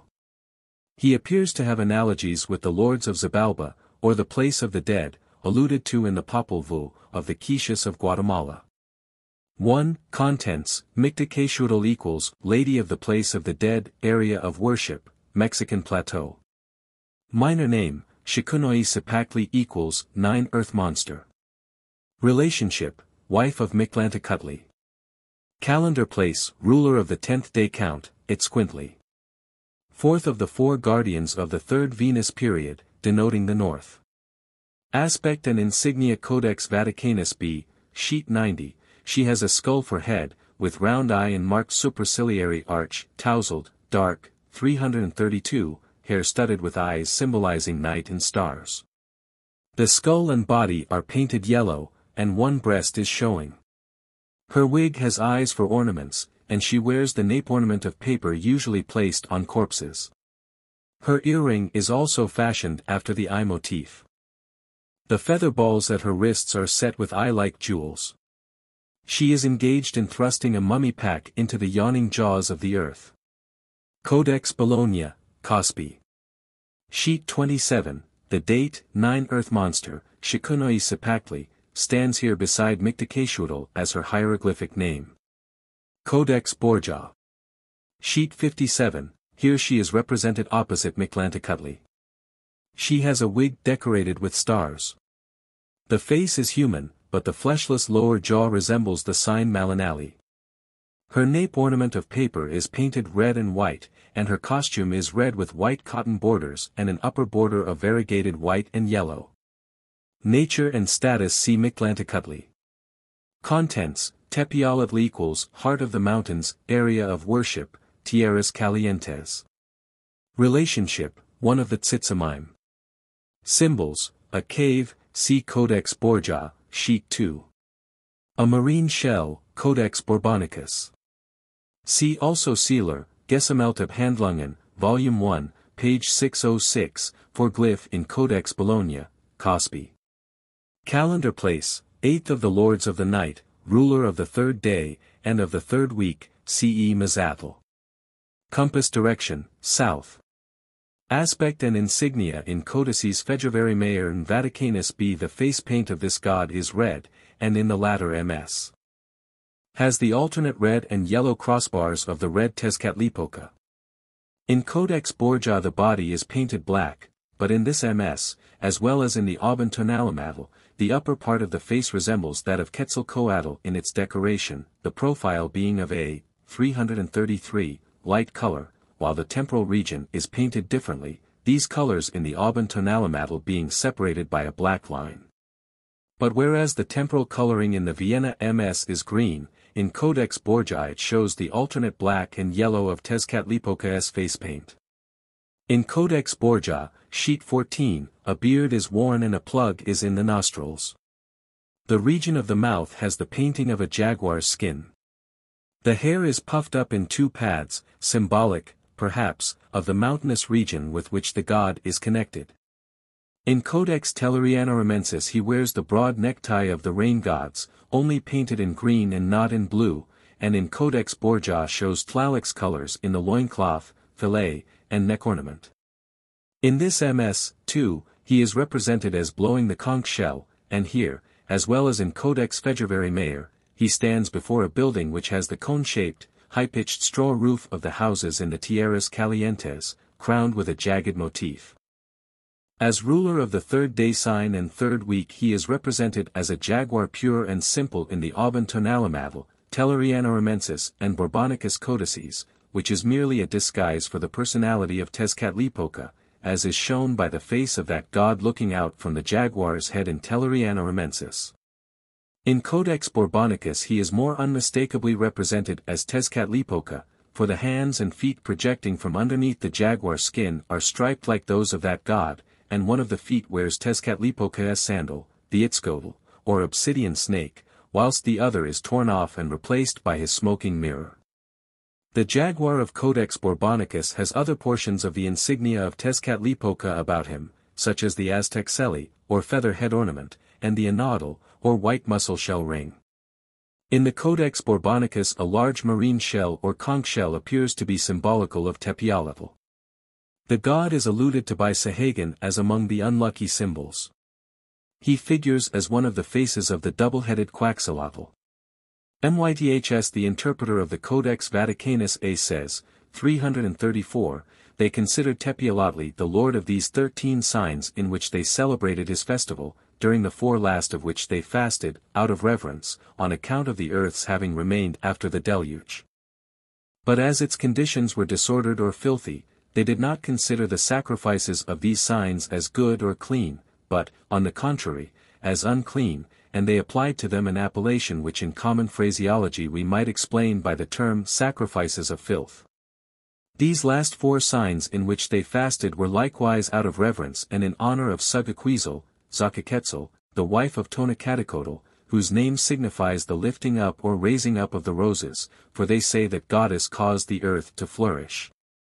This proper name might be written Tisculutli, which is the heart of the mountain, which means the echo. The interpreter of the Codex Tellurianorumensis says, the name refers to the manner in which the earth was preserved after the deluge. The sacrifices of these 13 days were not deemed good, they might be interpreted in Spanish, sacrifices of dung. The sign under which number 1 is written caused paralysis and evil humors. 2 was appropriated to drunkards, and 3 was applied to the earth. Tepialatlek presided over those 13 days in which they celebrated a festival, and during the last 4 days of which, where the hands are marked, they fasted. Tepialatlek means Lord of Animals. The 4 days of the fast were in honor of Susaquecal, who was the man who remained in the earth which we now inhabit. Tepialatlek is the same as the echo of the voice when it reverberates in a valley from one mountain to another. They bestowed the appellation of the tiger on the earth because the tiger is a very courageous animal, and they say that the deluge ceased at the reverberation caused by the echo in the mountains. Nature and Status the commentators of the interpretative codices briefly, 335, explain Tepialatl as echo and birth. As Seeler states too, it is most probable that he is a cave god, an alien barbaric deity, perhaps identical with the god whom the Maya tribes of Chiapas called Votan or Heart. Seeler also believes him to be Tezcatlipoca in his form as an apparition. 3. It is strange that it is only in the works of the interpreters that he is mentioned at all, and we can discover no precise locality where his worship was celebrated. The interpreters also designate him Lord of the Animals, and add that the name of jaguar is given to the earth, because the jaguar is the wildest of beasts. It may be as Seeler declares, that, in order to understand and explain this figure we have to start from the jaguar, Ocelotl. The Indians of the Vera Paz district in Guatemala, when they met this beast, instead of attacking him or running away, knelt down and began to confess their sins, and it is probable that some such species of worship was paid Tepialatl, who by his mouth painting, and as ruler of the third day sign and third week, in the Codex Borgia, is certainly depicted as a jaguar. But it seems possible, too, that this beast, perhaps because it dwelt in caves, and because of its terrible nightly roaring, may have symbolized for the Mexicans the earth itself in its dangerous aspect of earthquake. 5. The Nagualists, a politico-religious secret society of post-conquest origin, paid a special reverence to the jaguar, whom they regarded as a beast patron or totemic guardian. It is clear that their conception of him arose out of that of Tepeyautl. 336, 1 C.L. Spence, The Popol Vuh. London, 1908. 2 Commentary on Codex February Mayer, page 43. 3c Section on Tezcatlipoca. For Las Casas, Apologetica, c. 6, Herrera, 4, 10, c. 13. 5 Sealer, Commentary on Codex Vaticanus B, page 102, sees in a passage in Sahagan, BKV, c. 1, an association between the omen of a jaguar roaring in the mountains by night and the echo thereof and Tepeyautl. Contents, Chapter 11 Variants of the Great Gods, Contents, ITZTLI equals, Stone Knife, Obsidian, Area of Worship, Mexico. Calendar Place, 2nd of the 9 Lords of the Night. Compass Direction, East. Yucatecutli. From the Sahagan MS. A Tepetoton or model of Tlazolteotl. Itzcoyuki. From Codex Bologna, Sheet 12. Variants of the Great Gods. Aspect and Insignia Codex Vaticanus B, Sheet 19, he looks out from the open jaws of a stone knife, which is designed with teeth and the socket of an eye above them. Otherwise he is pictured as a black Tezcatlipoca with the yellow cross bands on his face. The smoking mirror, the badge of Tezcatlipoca, is clearly to be discerned. The clouds of incense reach a great height, and are set with featherwork. He wears the blue nose rod from which a little plate falls over the mouth, and he has a white breast ring. Codex Borgia. Sheet 14, in this place he is represented with his hair brushed up on one side, over the brow, the warrior's hairdressing, and the forked heron feather ornament in his hair, part of the warrior's dancing attire. The smoking mirror at the temple is given with great clearness. Codex February Mayer. Sheet 2, the one foot exhibited as missing or torn off is stuck in the throat of a stone knife. The body paint has perhaps been forgotten here, and the facial painting differs from Tezcatlipoca's usual adornment, being perhaps reminiscent of that of Tezcatlipocatzlacoliuqui. The head and neck are wrapped in a cloth with a fringed hem, and which must be regarded as decked with feather balls on the surface as in the picture of the red, 337, Tezcatlipoca in Borgia, Sheet 11. He is associated with the crossway in all Miza's nature and status. This deity is a surrogate of Tezcatlipoca in his guise of the obsidian knife of sacrifice, and as such is, of course, representative of the paramount connection of that god with the obsidian cult alluded to in the introduction.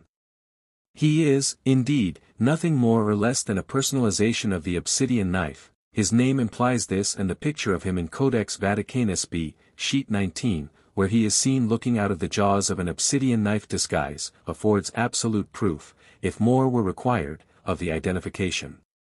Contents, ITZTLACOLIUHQUXQUIMILI equals, the curved obsidian knife, the blind one, area of worship, Mexico Tenochtitlan.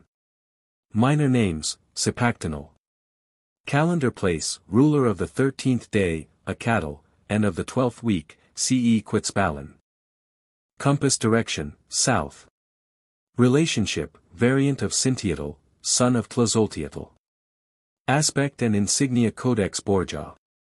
The god is indicated by a bundle having a peculiar object with 2 black, longitudinal stripes for a head. At the eye level a bandage is worn, and the whole is crowned with a hair wig and bound with a double-jeweled fillet. The crown of the head is also indicated by 2 longitudinal stripes which terminate in an involuted peak, curving backwards.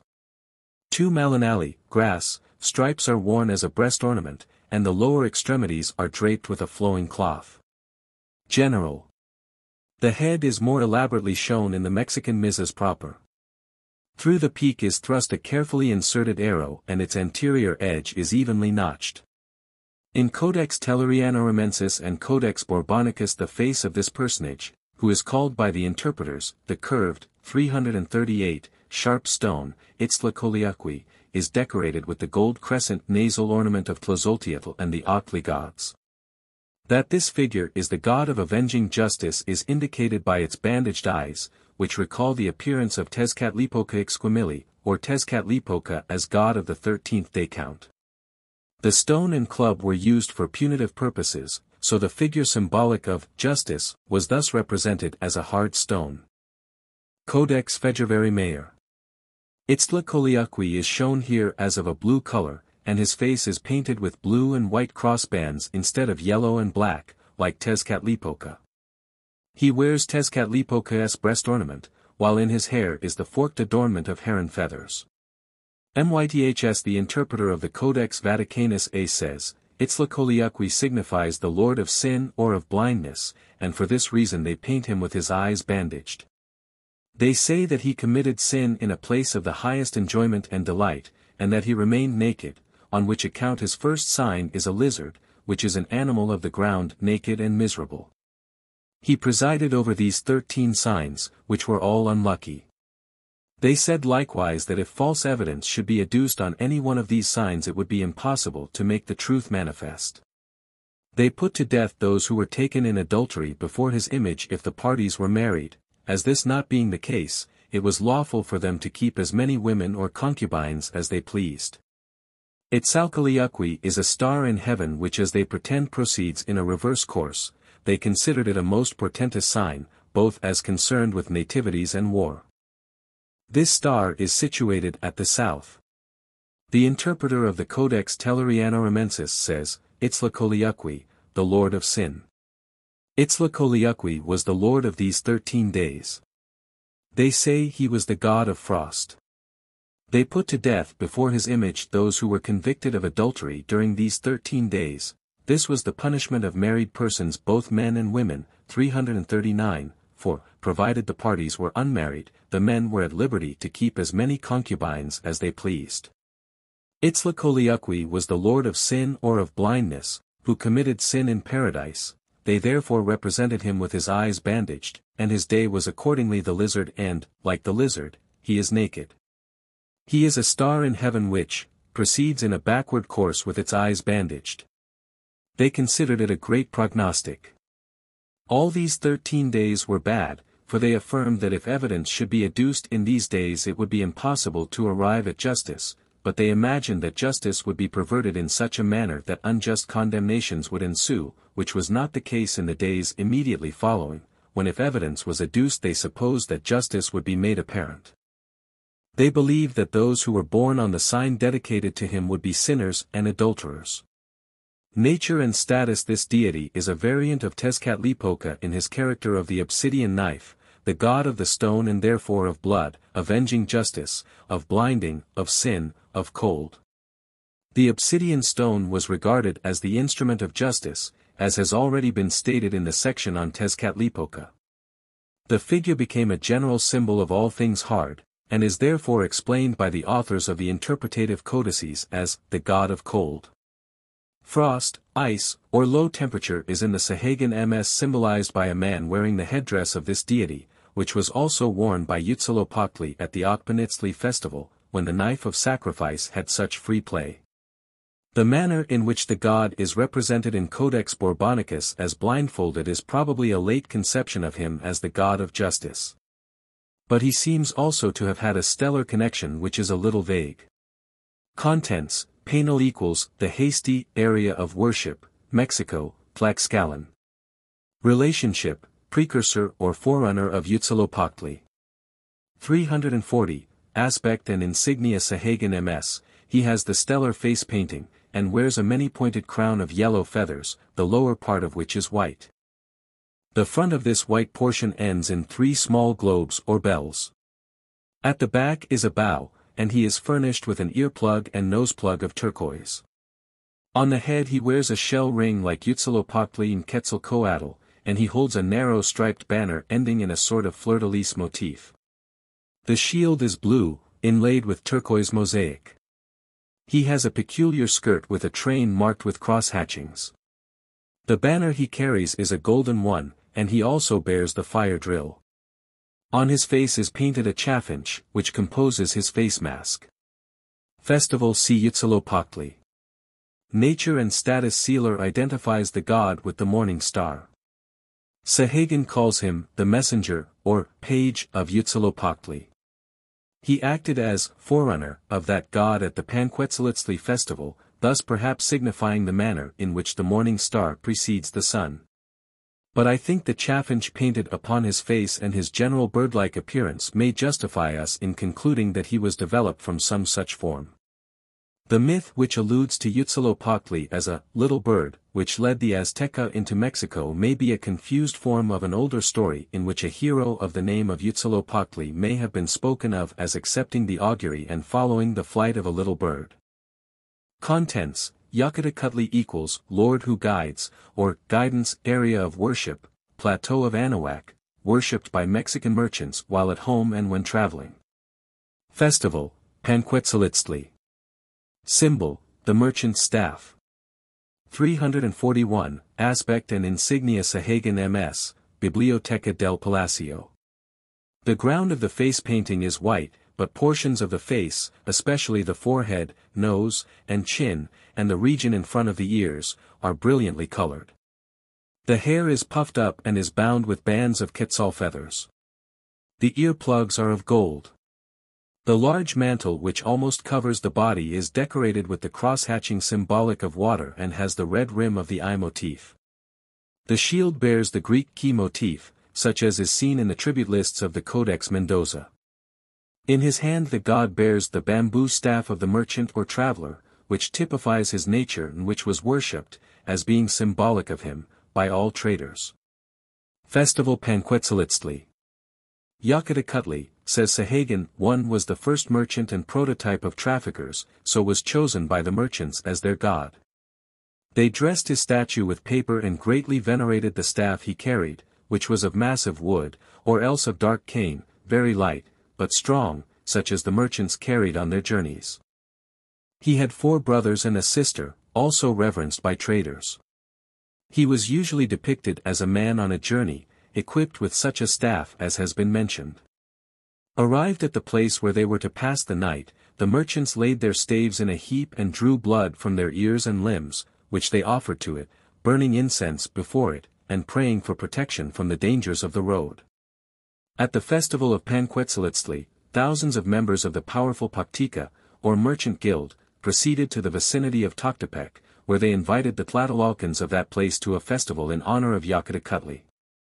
They decorated his temple and spread mats before his image. Then they opened the bundles in which they had brought presents and ornaments for the god, and placed them, along with their staves, before his idol.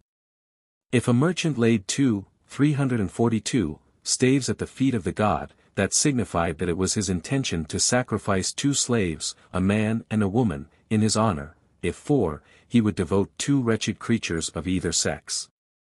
These slaves were covered with rich mantles and paper. If the staff represented a male slave, it was also equipped with the maxli, or loincloth, but if a female, the huipili, or chemise, and the queedle, or skirt. The Mexican merchants then accompanied their Tlatelolcan confreres to the villages, where they feasted, drank cocoa, and smoked. Quails were then decapitated, their heads thrown into the fire, and incense was offered to the 4 cardinal points. An address was delivered by one of their number practiced in oratory. The magnificence of this festival, with its richly jeweled accessories, was probably unsurpassed in Mexican ritual, as on this occasion the Poctica employed their entire stock of trinkets and ornaments for the temporary decoration of the victims. Yakatacutli was also associated in worship with Coyotl, god of the Guild of Featherworkers of the quarter of Amantlan. Nature and status Bancroft too connects Yakatacutli with the fire god, with whom, indeed, Clavigero would seem to equate him, and in describing the return of the gods in the 12th month, Sahagan makes both deities arrive together. Xiatacutli was certainly the god who was believed to settle disputes at law, but I am unable to connect Yakatacutli with him in any satisfactory manner. Yakatacutli, the Lord who guides, seems to me a mere deification of the merchant's staff, an artificial deity invented as the patron of a caste in an environment where it was not difficult to invent gods. By this I do not mean to convey the impression that the staff was necessarily his earliest form, but that, whatever his primitive shape, the merchant's stick came to symbolize him. The names of Yakitakutli's brothers and sister seem to me to allegorize the circumstances of the traveling merchants. 343, career in the same manner as the names of the companions of a folktale hero may have a bearing upon his story. Thus Shikanqueotl, 7 rains, or all weathers, may portend the varied climatic conditions which the chapman has to face. Zomaqueotl, Caught-drake, the kind of fare he may expect in an unfrequented country. Naxtit, 4 feet, may typify endurance in walking. Cochimetl, sleeping maguey, may apply to the leaves of the maguey plant which shaded the traveler from the heat during his noonday siesta, or from the wind if he used them to construct a temporary shelter, as was often done. Yakapitsanak, sharp nose, needs little explanation in connection with the peddler's calling, and the name of the one goddess of the series, Kalmakeshuatl, is evidently that of a tribal deity of the Kalmika, with whom the Mexicans traded. 344, 1 BK, c. 19, Book 9, Passim. 2 Nat. Rack. Pack. States, Volume 3, page 417, note. Contents, Chapter 12 Minor Deities, Contents, Xolotl equals, double area of worship, Plateau of Anahuac. Minor names, Shikuyai Mazatl equals 8 deer. Shikunoi Kodal equals 9 serpent. Calendar place, ruler of the 17th day count, Olin, of the 16th Tonalamatl division, CE Coscaquatli. Compass direction, east. Relationship, twin brother or variant of Quetzalcoatl. Xolotl, right, and Tlaloc. With sacrificial and fire-making symbols. From Codex Borbonicus, sheet 16. Aspect and insignia Codex Borgia. In the picture of Xolotl on the left side of the middle lower part of sheet 55 a resemblance to Quetzalcoatl is noticeable. On his head is the peculiar wedge-shaped Waxtec hat, painted half red and half blue, which is one of Quetzalcoatl's characteristics. The bone dagger symbolic of self-torture and penance, and the snail-shell armlets he wears, are also reminiscent of Quetzalcoatl's insignia. His face painting, however, differs from that usually worn by Quetzalcoatl in Codex Borgia, as the front portion of his face is blue and the part near the ears red. His body paint is blue. Nor does he have a large beard or fan-shaped nape ornament, but is shown wearing the wind god's breast ornament made from a sliced snail shell. He also shows a likeness to Quetzalcoatl in the manner in which his loincloth and fillet are rounded off. As a traveling god, Xolotl is depicted in Codex Borgia as holding a fan similar in its three-flapped wedge shape to that of the other peripatetic deities, except that it has a handle shaped like a bird's head, 345, and is seemingly composed of blue cotinga feathers. His traveling pack is symbolized by a flowering tree, which he bears on his back, while his traveling staff is painted turquoise color, is decorated with the Chalchihuitl ornament, and is completed with a flower. In the picture to the right of sheet 36 Xolotl presents almost a new aspect, although certain of his attributes bear some resemblance to those which we have already observed as being peculiar to him. He still carries a traveling staff with a jeweled head, but in this representation its general character is more that of the rattlestick. His body paint remains the same and he retains his blue feather fan. His pack is distinguished by a flower to serve as a connection with the fluorescent tree carried by him, as described elsewhere. In this sheet he is represented as wearing a long beard and his face paint in the region of the mouth is white. His face is altered by a peculiar type of nose, which gives him a disfigured appearance.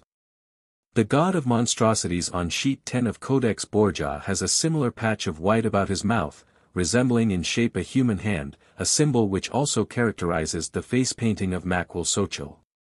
Elsewhere in this MS he is represented as crooked-limbed and blear-eyed. Codex Vaticanus B, in this MS Xolotl is represented as having a dog's head and again appears in the garb and ornaments of Quetzalcoatl.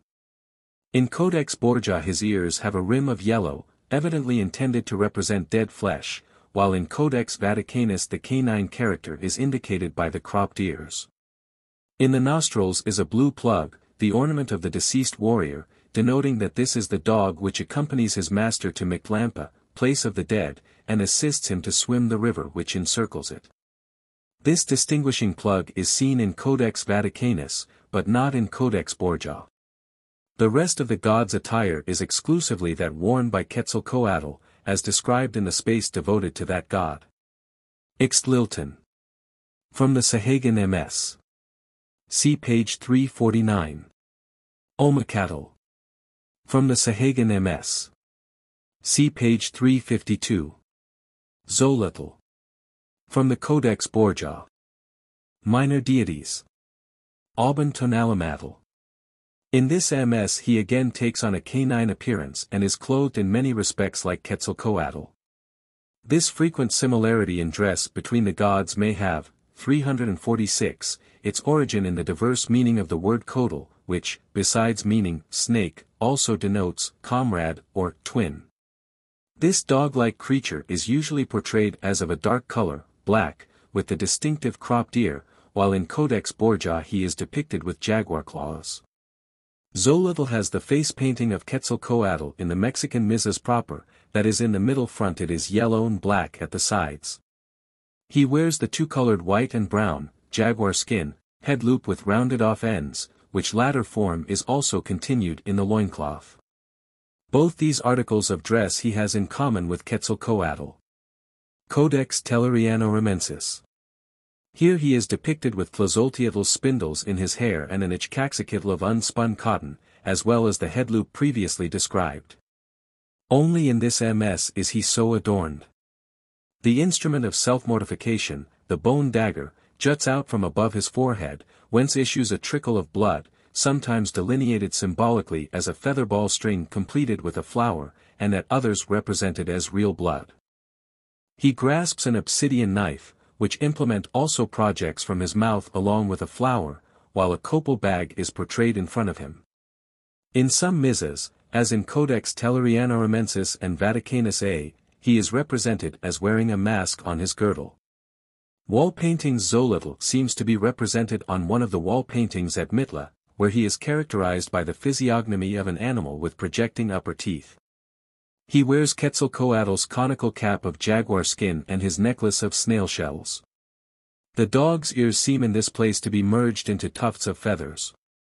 Pottery figures. Two small pottery figures of Xolotl found in the Valley of Mexico insist strongly upon his animal character, but in neither of these is the precise bestial type ascertainable.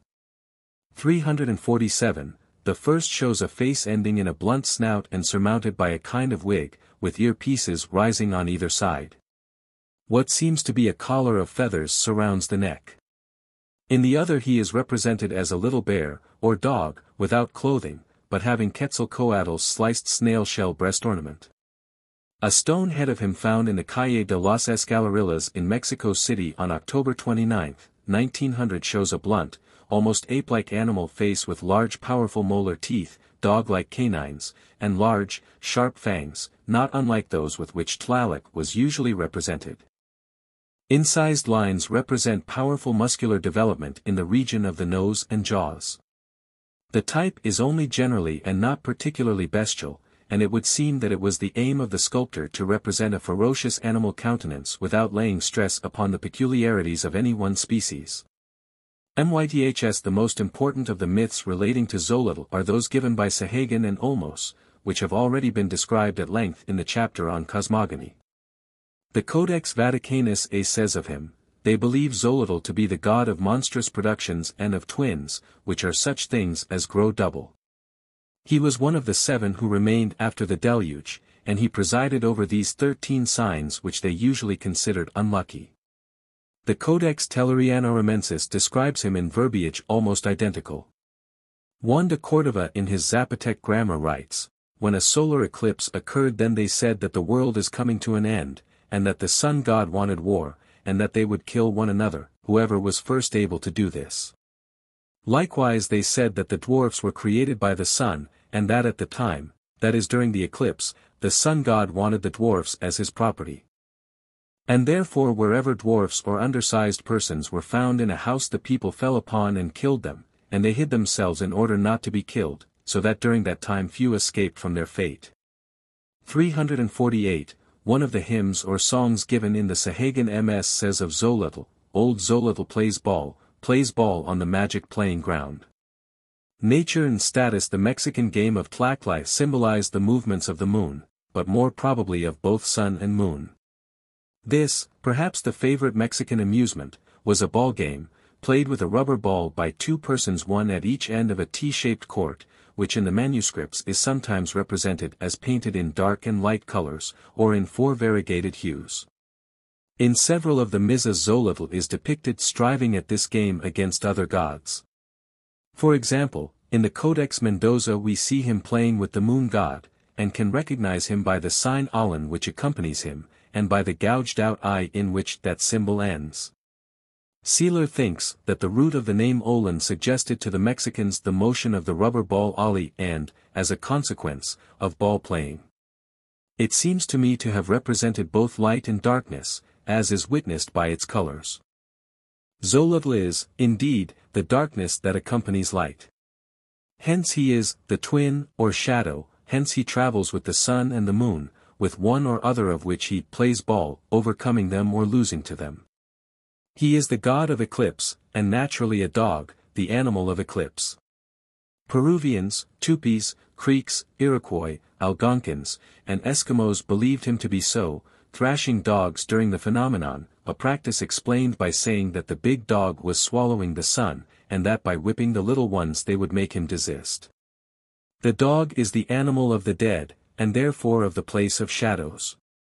One thus also Xolotl is a monster, the sun-swallowing monster, like the Hindu Rahu, who chases the sun and moon. As a shadow he is, the double, of everything. The axolotl, a marine animal found in Mexico, was confounded with his, 349, name because of its monstrous appearance, and he was classed along with Quetzalcoatl merely because that god's name bore the element Cotl, which may be translated either, twin, or snake. Lastly, as he was variable as the shade, so were the fortunes of the game over which he presided. At the same time he seems to me to have affinities with the Zapotec and Maya lightning dog Pechi, Xolo too, and may represent the lightning which descends from the thundercloud, the flash, the reflection of which arouses in many primitive people the belief that the lightning is double, and leads them to suppose a connection between the lightning and twins, or other phenomena of a twofold kind. As the dog, too, he has a connection with Hades, and, said myth, was dispatched thence for the bones from which man was created. He is also a traveling god, for the shadows cast by the clouds seem to travel quickly over plain and mountain. As the monstrous dwarf, too, he symbolized the palace slave, the deformed jester who catered for the amusement of the great, and this probably accounts for the symbol of the white hand outspread on his face, which he has in common with Zacapili and the other gods of pleasure. He bears a suspicious resemblance to the mandrake spirits of Europe and Asia, both as regards his duality, his loud lamentation when as a double-rooted plant he was discovered and pulled up by the roots, and his symbol, which may be a reminiscence of the mandrake. Contents, Ixtlilton equals, the little black face, minor name, Tlaltetequin equals, he who strikes the earth. Area of worship, Mexican Valley. Relationship, brother of Maquilxochitl. Symbol, the tuali, the four balls or beads, seen in the Sahagan MS and in the Codex Magliabecchiano, sheet 63, as a shield device. Calendar place, Day Om Tochtli. Compass direction, south. 350, Aspect and Insignia Codex February Mayor. Sheet 24, here the god is represented opposite Maquilxochitl. He wears on his head a white fringed cloth, such as is worn by Tezcatlipoca, having on the top a bunch of downy feathers with a crest of 4 plumes ending in white tips. He has a collar made of vertebrae or animals' claws, and on the upper arm a ring, furnished on one of its sides with a projection tapering to a point. The body is white and the face is painted black and white round the mouth. Seeler in his commentary on this MS, page 127, thinks that the white ball or disc covered with a radial design, and held by the god in his right hand, is perhaps a symbol for Ilhutl, day, feast, and should be compared with the party-colored, whirl-like disc which the dancer in Codex Tellerianoremensis, sheet L, verso 1, holds in his hand, and which represents the sign of the 8th annual feast, the Uataquilhuitl. The crest worn by him, which is composed of black feathers, is the crest embellished with quetzal feathers and stone knives, as in the Sahagan MS and the Codex Magliabecchiano. Codex Borgia. Sheet 62, in this representation he faces the goddess Xochiquetzal. He wears the face and body paint of a priest, with a white angular patch about the mouth, sprinkled with uli gum.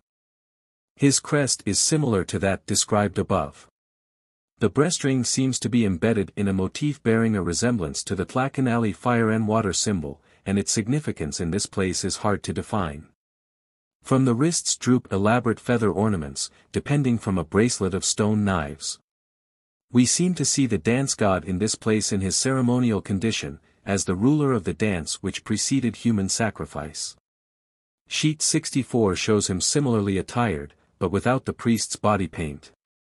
He seems about to enter the dance house of the warriors, and a courtesan bears him company. Codex Borbonicus. Sheet 4, here he is shown opposite Yucoitl, the coyote god, engaged in the motions of the dance. Perhaps this position is more eloquent of motion than any other in the Mexican mizas. In this place he appears, 351, to be almost identified with Macuilxochitl, Q.V., to whose statuettes in the Museo Nacional de Mexico, the figure bears a strong resemblance. Sahagan MS, the face paint is black and the god wears a feather comb set with flint knives. He has a collar of animal claws, most of which are those of the jaguar, and on his back he wears a wing fan with the sun banner fixed on it. Round his shoulders is a paper with the sun signs painted on it. His feet are ornamented with bells and shells, and he wears sun sandals. On his arm he carries a solar shield and in his hand he bears a staff with a heart. Nature and status. Practically all that is known regarding this god is recounted by Sahagan, who says of him, "They made to this god an oratory of painted planks, a sort of tabernacle, in which his image was placed. He had in this oratory many jars full of water, and covered with plates, and this water was called Tilitl, or black water. When an infant fell ill they took it to the temple of Ixtlilton and opened one of these jars, made him drink it, and the malady left him. If one wished to give a feast to the god he took his image home. This was neither painted nor sculptured, but was a priest who wore the ornaments of the god. During the passage he was censed with copal. Arrived at the house, he was met with singers and dancers, which dancing is different in a manner from ours. I speak of that which we call a rito, and which they call masulistli. They assembled in great numbers, 2 and 2 or 3 and 3, and formed a circle. They carried flowers in the hand, and were decorated with plumage. They made at the same time a uniform movement with their bodies, also with their feet and hands, in perfect combination and very worthy to be seen. All their movements accorded with the music of the drums. They accompanied the instruments with their sonorous voices, singing in accord the praises of the god to whom they made the festival. They adapted, 352, their movements to the nature of their songs, for their dances and their intonation varied considerably. The dance continued, and the god himself, having danced for a long time, descended to the cave where the octli was stored in jars. He opened one of these, an operation which was known as Tlayacaxapatla, the new opening, or the opening of the new. Then he and those who accompanied him drank of the octli. They then went to the court of the house, where they found 3 jars filled with the black water, which had been covered for 4 days. He who played the role of God opened these, and if he found them full of hairs, dust, charcoal, or any other uncleanness, it was said that the man of the house was a person of vicious life and bad character. Then the god went to the house, where he was given the stuff called ixquin, for covering the face, in allusion to the shame which covered the master of the house. 3 From the foregoing it is clear that Ixtlilton was a god of medicinal virtue, the deity who kept men in good health or who assisted their recovery from sickness, therefore the brother of Xochipilli-Macuilxochitl, god of good luck and merriment. His temple, composed of painted boards, would seem to have borne a resemblance to the hut of the tribal medicine man or shaman. A sacrifice was made to him when the Mexican child first spoke. Contents: Omakatl equals 2 reads Sahagan MS, Biblioteca del Palacio. The regions of the forehead, nose, and mouth are festively painted. He wears a feather helmet and a crown of spear shafts. His overdress has the cross-hatching which usually indicates water, and is edged with red, decorated with the eye motif. Before him is a small shield with a plain, white surface, its lower rim edged with white feathers or paper, and in his hand he carries the seeing, or scrying, implement, that some of the other gods, noticeably Tezcatlipoca, possess. 4. 353. Nature and status. This god appears to have been partly of a convivial nature and presided over banquets and festivities generally. On the occasion of a public or private rejoicing he was borne thither by certain priests. If the banquet was suitable he praised the host, but otherwise rebuked him, and it is said that, if irritated in any way, he would turn the viands into hair, as did certain of the fairies of Brittany, when annoyed or insulted. The night before a festival a cake like a large bone was made, and this, it was feigned, was a bone of the deity himself. This cake was eaten and Ockley was drunk, after which spines of the maguey were thrust into the stomach of the idol. There can be little doubt that, as Sahagan states, 5 Omakatl was solely and simply a god of festivities. Contents: Sayhuatep equals goddesses, Sayhuapipilton equals princesses, area of worship, Mexico. Calendar place, supposed to descend to earth on initial days of 3rd Tonalamatl quarter. Festival, first day of Ce Mazatl, movable feast, Ce Quiawitl, movable feast, Ce Azamatli, movable feast. Compass direction, west. Relationship, frequently associated with the Yutznaa. Aspect and insignia. Codex Borgia. Sheets 47 to 48. 5 figures here represent the Suatidio and are dressed in the style of Tlazolteotl, with the fillet and earplug of unspun cotton, and the golden nasal crescent worn by that goddess and the Ockley gods. In each case the eye has been gouged out and hangs out of the socket, as with Xolotl. They wear on their heads a feather ornament like the heron feather plume of the warrior caste, but consisting of 5 white feathers or strips of paper above a bunch of downy feathers. At the nape of the neck the figures wear a black vessel as their device, in which lies a bunch of Malinali grass. The upper part of the body is, 354, naked, and round the hips is wrapped a skirt showing crossbones on its surface and a border painted in the manner of the variegated coral snake. The resemblance between all 5 figures is close. Only the face dash, arm dash, and leg painting is different. In the case of the first the color is white striped with red, in the second blue, in the third yellow, in the fourth red, and in the fifth black. All hold in one hand a broom of Malinali grass, and in the other a black obsidian sacrificial knife, a bone dagger, and an agave leaf spike, both furnished with a flower symbolic of blood. They inhale the smoke which ascends from a black incense or fire vessel standing on the ground before them. A rubber ball lies in the vessel of the first figure, with the second the vessel is replaced by a crossway, and the ascending smoke by a centipede issuing from the mouth of the goddess. With the third a skeleton is seated in the dish, holding a heart in one hand and a sacrificial knife in the other. The ascending smoke is replaced by 2 streams of blood passing into the mouth of a skeleton, one of which comes from the mouth of the figure, the other from her right breast. With the fourth figure are represented a bunch of Malinali grass and a variegated snake. Nothing here enters the mouth of the Suatidio, but from it issues a similar snake, and another hangs on each of her arms. Before the last figure, in the dish is perched a screech owl, and a stream of blood passes from the mouth of the figure to that of the owl. Codex Vaticanus B, sheet 77 to 79, 5 figures are here also depicted which bear a resemblance to Tlazolteotl, but are without the golden nasal crescent. With the last for the same curling locks of hair are seen as in the case of the Codex Borgia figures, but the first figure is pictured with the hair bristling up on one side, as worn by the warrior caste.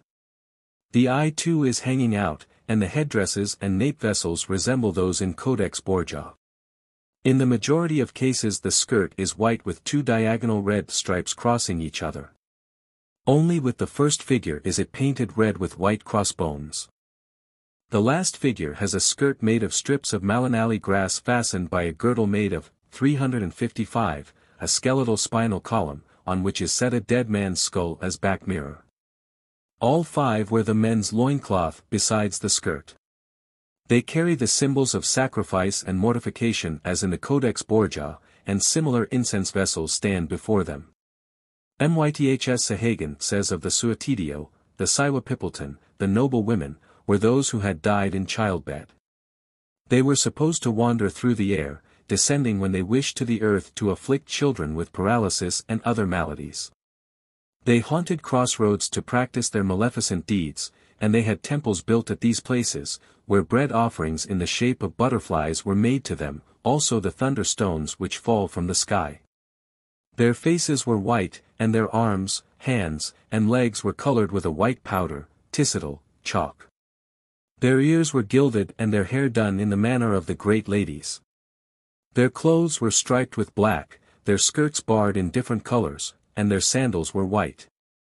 He further relates, Book 6, c. 29, that, when a woman who had died in her first childbed was buried in the temple court of the Suatidio, her husband and his friends watched the body all night in case young braves or magicians should seek to obtain the hair or fingers as protective talismans. Nature and status. That the witches' Sabbath was quite as famous or infamous an institution in ancient Mexico as in medieval Europe is testified to by the numerous accounts of the missionary chroniclers, which are further corroborated by the native manuscripts. But in the days prior to the coming of the Spaniards, it was thought of as being celebrated by the dead rather than the living.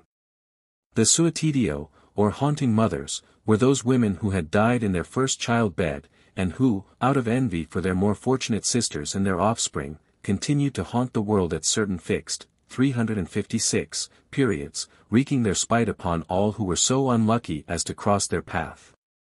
They are represented in the ancient paintings as dressed in the garments and insignia of the goddess Tlazolteotl, the witch par excellence, with a fillet and earplug of unspun cotton, a golden crescent-shaped nasal ornament, empty eye sockets, and the heron feather headdress of the warrior caste, for the woman who died in childbed was regarded as equally heroic with the man who perished in battle.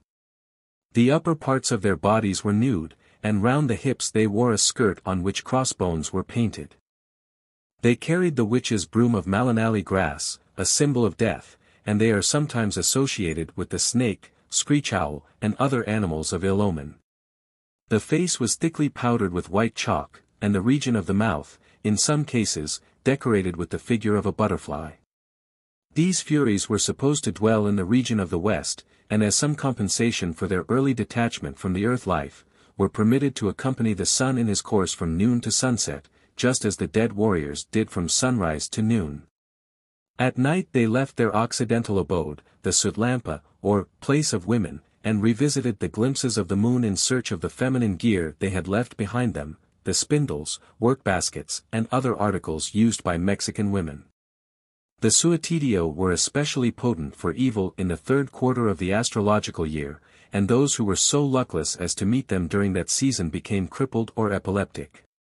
The fingers and hands of women who had died in bringing forth were believed by magicians, soldiers, and thieves to have the property of crippling and paralyzing their enemies or those who sought to hinder their nefarious calling, precisely as Irish burglars formerly believed that the hand of a corpse grasping a candle, which they called the hand of glory, could ensure sound sleep in the inmates of any house they might enter.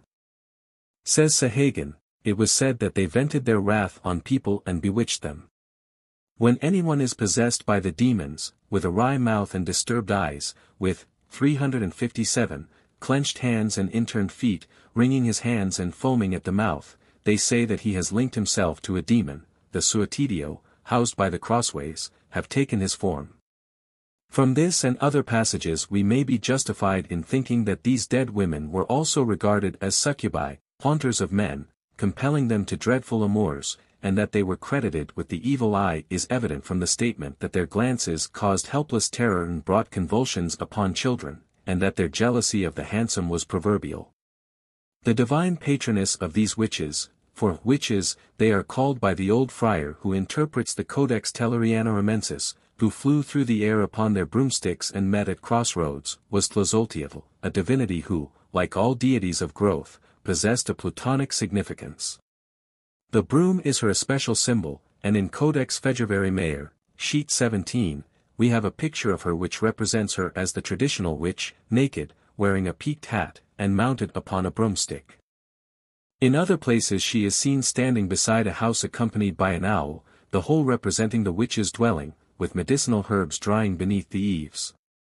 Thus the evidence that the haunting mothers and their patroness present an exact parallel with the witches of Europe seems complete, and should provide those who regard witchcraft as a thing essentially European with considerable food for thought. The sorcery cult of the Mexican Nagualists of post-Columbian times was also permeated with practices similar to those of European witchcraft, and we read of its adherents smearing themselves with ointment to bring about levitation, flying through the air, and engaging in wild and lascivious dances, precisely as did the adherents of Valderi, or the worshippers of the Italian Eredia. There are not wanting signs that living women of evil reputation desired to associate themselves with the Suicidio.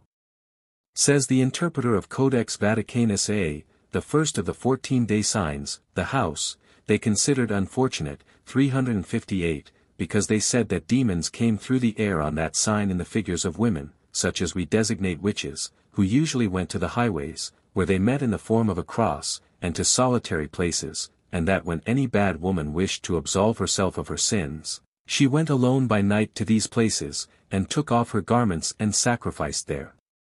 With her tongue, that is, drew blood from her tongue, and left the clothes which she had carried and returned naked as the sign of the confession of her sins. The temples or shrines of the Suicidio were situated at crossroads, the centers of ill omen throughout the world. That they had a connection with the lightning is shown by the fact that cakes in the shape of butterflies and thunderstones were offered them. But they were also connected with baneful astral or astrological influences, and are several times alluded to in the interpretative codices in this connection. The seasons at which they were most potent for evil were those connected with the western department of the tonalamatl, the 5 days which composed the first column of the third quarter disposed in columns of 5 members, CE Mazatl, CE Quiawitl, CE Azamatli, CE Cali, CE Quatli. 359, 1 Bradford, American Antiquities, page 333, Schoolcraft, Indian Tribes, Volume 1, page 271, Vaughan Scuddy, Beitridge, page 29. 2 C. Sealer, Bull. 28, American Bureau of Ethnology, page 94.